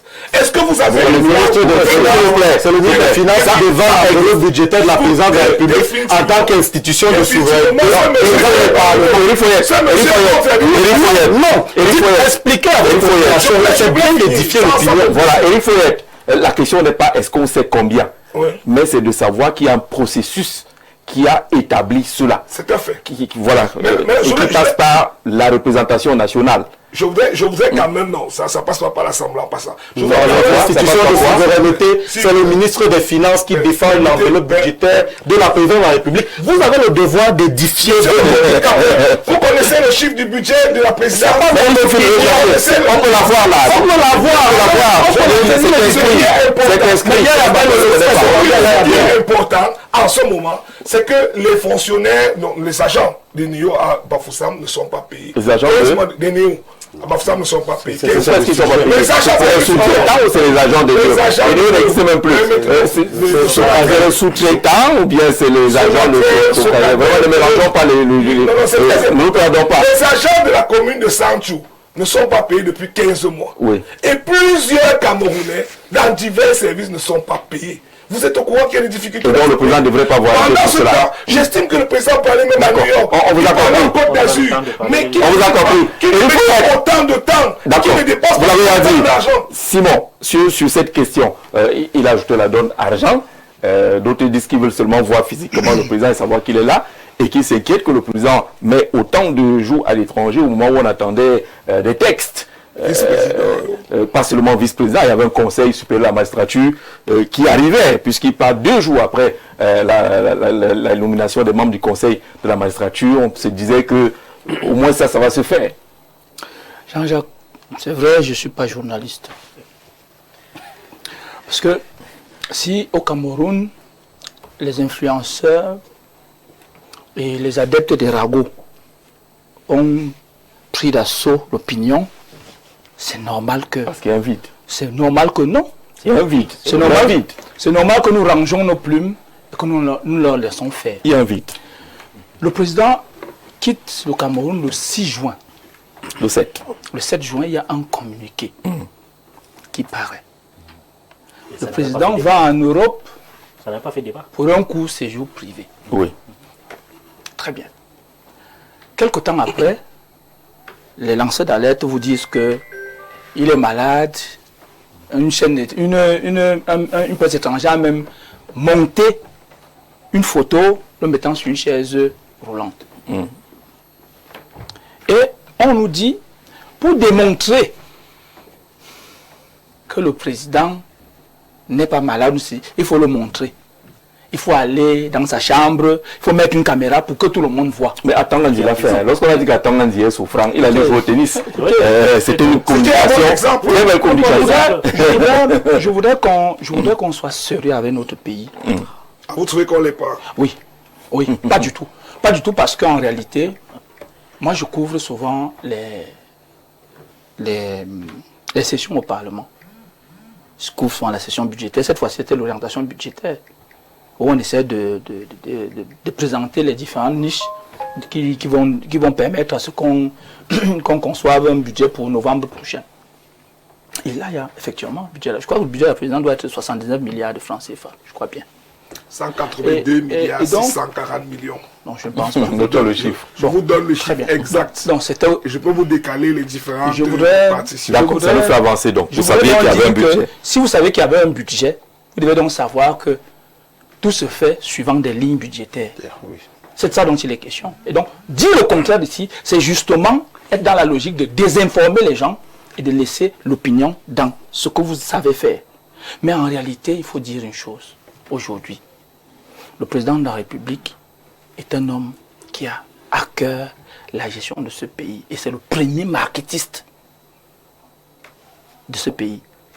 Il est de temps en temps en train de voir des partenaires financiers et autres, ainsi de suite, ainsi de suite, ainsi de suite. Et ça se voit pas. Ça se voit. On voit quand on négocie. Écoutez très bien. Je crois que arrêtez un peu. Les résultats sont Arrêtez un peu. Mais on devrait au moins communiquer sur les résultats. Si pendant le séjour du président en Europe, il a signé un accord important, pourquoi est-ce qu'on ne communique pas? On veut dire une chose. S'il a signé un accord important, on devrait communiquer. Je suis quand même parfois déçu du populisme. C'est ça qu'on appelle la diplomatie. À un moment donné, qui doit aboutir à quelque chose. La démocratie, le pouvoir doit aboutir à quelque chose. Je vais vous dire. Comment sont négociés les le président de la République avait négocié 500 bourses d'études entre 2010 et 2020 en Allemagne, tout frais payés. C'est la femme d'un opposant camerounais qui gérait ces bourses-là. Ce n'était pas... C'était en Europe. Il a rencontré la chancelière Angela Merkel et autres. Et ça aboutit. Pendant un séjour privé. Je parle de séjour, vous voulez que je vous dise séjour privé ou public? Oui, parce qu'on est là. Écoutez, c'est un séjour. Je ne pense bien plus quand. J'ai seulement vu quand ça aboutit. Moi, j'avais quand ça commence. Ce qu'il faut se dire ici aujourd'hui, et c'est pour ça qu'il n'y a pas du bavardage, que les Camerounais, certains veulent nous amener à bavarder. Certains pourraient dire que c'est la forme de cette alors qu'en réalité, il y a fort à faire. Aujourd'hui, comme je vous ai dit, les partis politiques sont engagés dans un front. Le front des législatives municipales. Nous autres, du RDPC, nous sommes engagés également dans l'accompagnement du président de la République, dans les réformes qu'il met en place. Et donc, nous devons faire utile. Le président va rentrer, c'est certain, parce qu'il est en fonction. Il a prêté serment. Il n'a pas été contre le fait. Il a prêté serment. Il a battu campagne. Donc, il va rentrer. Il travaille 24 heures sur 24. Parce que le président de la République travaille 24 heures sur 24. Et donc, de ce fait, non. Tu fais la diversion. Tu sors du débat. Écoutez, on dit ceci. Parce que vous êtes en train de dire aux Camerounais, ne regardez pas, fermez les yeux, ne regardez pas ce qu'on fait là-bas. Non. J'ai dit ceci. Vous voulez demander d'aller regarder, vous voulez demander d'aller surveiller l'hôtel du président, c'est ça? Non, mais c'est ce qu'on fait. Parce que justement, on comprend très bien qu'aujourd'hui, c'est vous qui avez envoyé certains badauds aller surveiller. Non, il ne s'agit pas de ça. Non, mais en réalité, écoutez ce qu'il veut dire. Il est le chef de l'État. C'est le président de tous les Camerounais. Son court séjour privé commence à devenir très long. C'est-à-dire on est à 45 jours. Pendant 45 jours, personne n'a vu le chef de l'État. Ah oui? Personne ne sait ce qu'il a fait. Tu comprends, non? Oui. Je parle du peuple. Alors, on a dit tout à l'heure, c'est le vide en matière communication. Je crois que c'est moi qui ai la parole. Oui, vous avez qui fait en sorte que les gens s'interrogent. Et maintenant, comme il y a dans ce vide-là, des gens qui ont un autre agenda viennent nous faire de la désinformation. C'est ce qu'on a dit. Je voudrais dire ceci. J'entends. Le peuple veut le voir. On veut avoir des informations. Le peuple a les informations. Je vais vous dire une chose. Arrêtez de parler au nom du peuple. Parlez au nom de vous que moi je veux le voir. Parce qu'une chose est sûre. Nous représentons. Écoute. Non, c'est bon. C'est bon, là, ça ne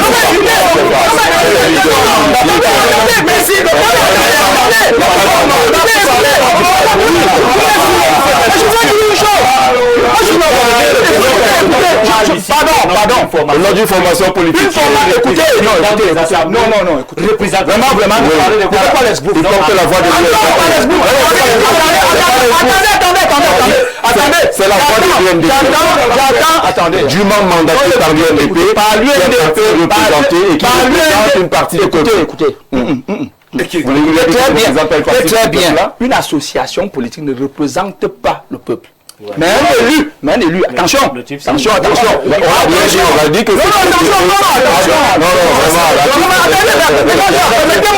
Je dis, il faut continuer. Vous exercez la fonction de représentation sur ce plateau. Je voudrais dire ceci. Qu'est-ce que tu racontes? Moi,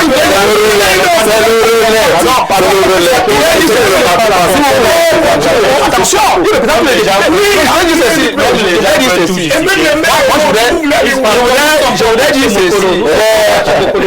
Je voudrais dire ceci. Je voudrais dire ceci. Arrêtons à chaque fois de parler au nom du peuple qui ne vous a pas donné mandat. Le peuple nous a donné mandat à trois types de personnes. Trois types de personnes. Le président de la République, le sénateur, le député et le conseiller, bon, les 4 ou 5 conseillers municipaux et conseillers régionaux.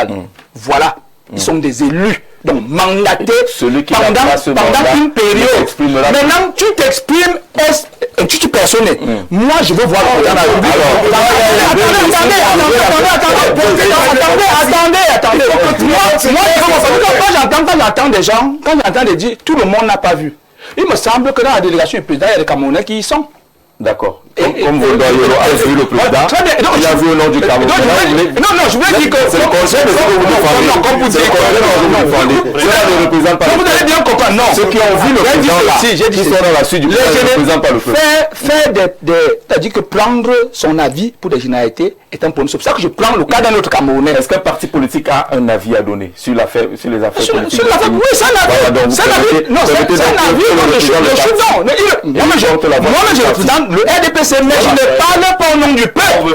Attention, je ne parle pas au nom du peuple. Je représente une formation politique ici qui est une association privée.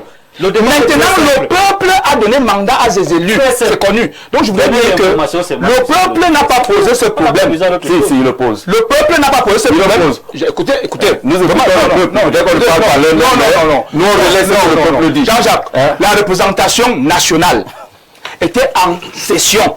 Nous relayons ce que le peuple dit. Attendez, oui, vous allez relayer justement cela. Est-ce qu'au niveau de la représentation nationale, en juin, il y a eu un point à l'ordre du jour sur le court séjour du président de la République? Alors il n'y en a pas eu. Très bien. On doit en parler. Nous disons ceci.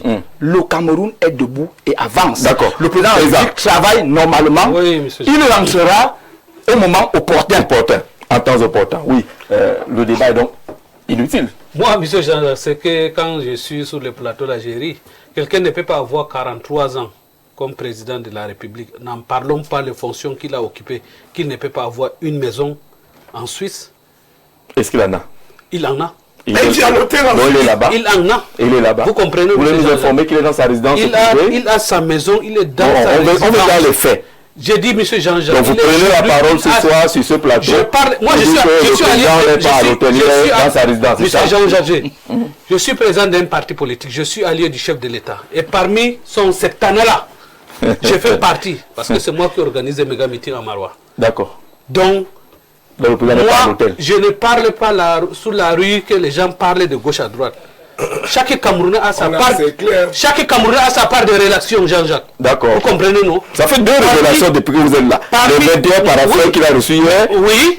C'était à sa résidence privée. Oui. D'accord. Parmi ses collaborateurs qui sont là-bas avec lui, vous comprenez? Vous avez un relais. Moi, j'ai des contacts de certains. Officiellement, il n'y a que 2 ou 3. Vous comprenez? Moi, j'ai des contacts de certains. La délégation qui accompagne le président. Il y a le directeur du cabinet civil, il y a le protocole d'État, et puis il y a son SP. Le SP, c'est qui? Amougou, général SP. C'est ça son rôle, SP. Il y a un communiqué officiel, on a vu ces 3 personnalités. Ces 3 personnalités, plus l'épouse. L'épouse, c'est le chef d'état-major, je crois. Oui, dans le cadre de la famille. Le chef du protocole, et je crois le chef d'état-major, quelque chose comme ça. Voilà. Donc c'est pour te dire que, monsieur Jean-Jacques, parmi ces cadres-là, vous avez parmi les cadres-là, je l'ai. Ce n'est pas que je me vante, j'ai. Là, vous êtes bon ami. Vous comprenez? Donc je ne parle pas parce que les gens vont parler. D'accord. Il faut parler. Vous comprenez, monsieur Jean-Jacques? Ça, c'est de 1. De 2, moi, j'ai vu une vidéo. J'ai vu une vidéo, une fois le président marchait sous son champ au niveau de la nana. Il demandait à un gars, Vous savez que depuis que j'ai planté ça, je n'ai même pas... J'ai des vidéos. Quand on finit, si tu veux, il dit que je n'ai jamais bénéficié de 100 francs. C'est un opérateur économique, Jean-Jacques. Je défends en tant qu'opérateur économique. Vous comprenez, non? Il peut rester aussi, régler ses problèmes personnels aussi. Pour ses affaires personnelles. Pour ses affaires personnelles aussi, ça c'est son droit. Vous comprenez? Pour les ananas. Toi, monsieur Jean-Jacques. Quand les gens disent que le président, je pense que le président n'était pas là, il y a francophonie qu'on a organisé, non? Oui. Hein? L'Assemblée parlementaire de la francophonie. Voilà. Il y a le ministre d'État de la présidence le pays marche. Qui reçoit quand même les invités. Oui, qui reçoit quand même les invités spéciaux du président de leur pays. Donc, pour moi, je pense... Vous êtes un allié qui ne voit pas le président, ça ne vous dérange pas. Donc, si je veux partir à la présidence, j'appelle toute la République pour lui dire que je suis allé chez le président. Monsieur Jean-Jacques, pour ça, Dieu m'a donné la chance. Vous savez que moi, l'affaire des mensonges, ce n'est pas mon affaire. On ne te demande pas depuis. Moi, ça va arriver. Pour ça, ne t'inquiète pas pour ça. Merci. Et monsieur Jean-Jacques, quand je m'assois, on n'a plus le temps. Si j'ai besoin d'informations de mon président, je sais par où je passe pour demander où se trouve mon président, comment va mon président. D'accord. Alors, monsieur Jean-Jacques, j'ai insisté à prendre la parole parce que dans ce débat, il me semble très important de parler de l'aspect juridictionnel en ce qui concerne la vacance présidentielle. Parce que il me semble que le débat doit être constructif, il doit édifier les masses et surtout, il doit être pédagogique et objectif. Donc, tout à l'heure, je disais que nous déplorions le vide qu'il y a autour du président en matière de communication. Oui. La conséquence fait que les gens pensent qu'il y a un délai fixé au président en termes de séjour à l'extérieur, alors que c'est faux. Il n'y a pas de délai. Il n'y a pas de délai. En l'état actuel de notre arsenal juridique, il n'y a aucun délai imparti au président de la République en termes de durée à l'extérieur. Donc, parce que j'entends les gens disent par même c'était le cas, il allait voter ça à l'Assemblée, 45 jours, machin, il n'y en a pas. Donc, du point de vue juridique, le président peut rester autant de temps qu'il voudra. Ça, c'est la loi. Très important. Maintenant, par rapport à la saisine du Conseil constitutionnel, je vois des gens, et j'ai cité ça tout à l'heure, des techniciens même du droit, et même des élus, prendre un mauvais chemin, en fait. Disons aux populations que, oui, c'est le Conseil constitutionnel qui constate la vacance pour suivant 3 cas de figure. Soit en cas de décès du chef de l'État, soit en cas d'empêchement définitif, ou alors de démission. Et le conseil... On est d'accord là-dessus. Mais vous verrez qu'avant le constat, et avant de constater justement, il y a des gens qui peuvent saisir et qui ne peuvent. Il y a bien dénombrés qui peuvent le faire. Donc, ne faisons pas du populisme au point où les gens qui ont des problèmes avec que les institutions aillent dire ce qui n'existe pas. Parce qu'il faut aussi... Merci Yaya Bello. Merci à vous. Bonsoir à tous au studio. Pour ma part, que le président nomme notre vice-président, il dit notre vice-président, qu'il forme le gouvernement et qu'il se repose tranquillement. Les enseignants de nos enfants disent qu'on a publié le résultat du BPC, mais les frais de correction ne sont pas payés. Philippe de Dedo, le sujet là. Si on fait 2 minutes, vous allez entendre 1001 choses autour de ce sujet. C'est vraiment terrible de voir les intellectuels se ridiculiser pour justifier leur champion. Ils pourront tenir les mêmes propos s'il n'était pas président, Henri depuis Douala, sauf que là maintenant on parle du président.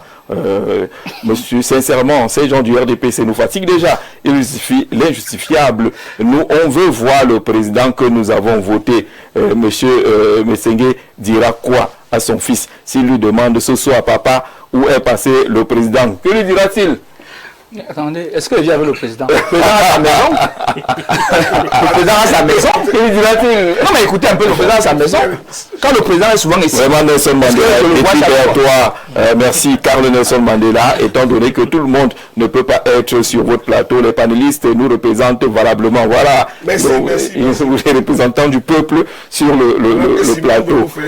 Bonsoir Jean-Jacques, bonsoir à vous également. Le président nous a dit que c'est le septennat de l'espérance, il reviendra. Est-ce que Jésus est déjà là? Et vraiment, ne m'allez pas sur ces choses qu'on ne comprend pas. Qu'on ne comprend pas. Nous on a terminé. Afrobaromètre nous signale que 60%. C'est qui Afrobaromètre? C'est un institut de sondage, même international, Crazy Group. D'accord. Nous rappelle que 66% des Camerounais sont favorables à voir l'armée prendre le pouvoir au Cameroun. Non, c'est non.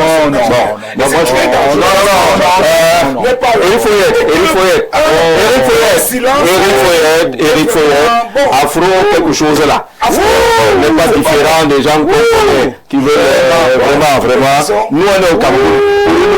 Pour une fois, on a voulu vous autoriser de parler au nom du peuple. Et ce peuple-là n'aurait jamais dit cela. Si vous parlez au nom du peuple camerounais, il n'aurait jamais dit cela. Ce peuple camerounais. On vous dit merci d'être venu. Rendez-vous demain. Avant de sortir, je voudrais saluer l'honorable Ousmane Fall, qui est en train de nous suivre. C'est un député PASTEF au Sénégal. Nous étions ensemble la semaine passée à l'Assemblée de la francophonie. Donc il est en train de nous suivre depuis Dakar. Nous le saluons et nous disons bon courage au peuple sénégalais. D'accord, merci. Il a réussi à filer, à glisser son message au PASTEF. Très bonne soirée. Rendez-vous demain.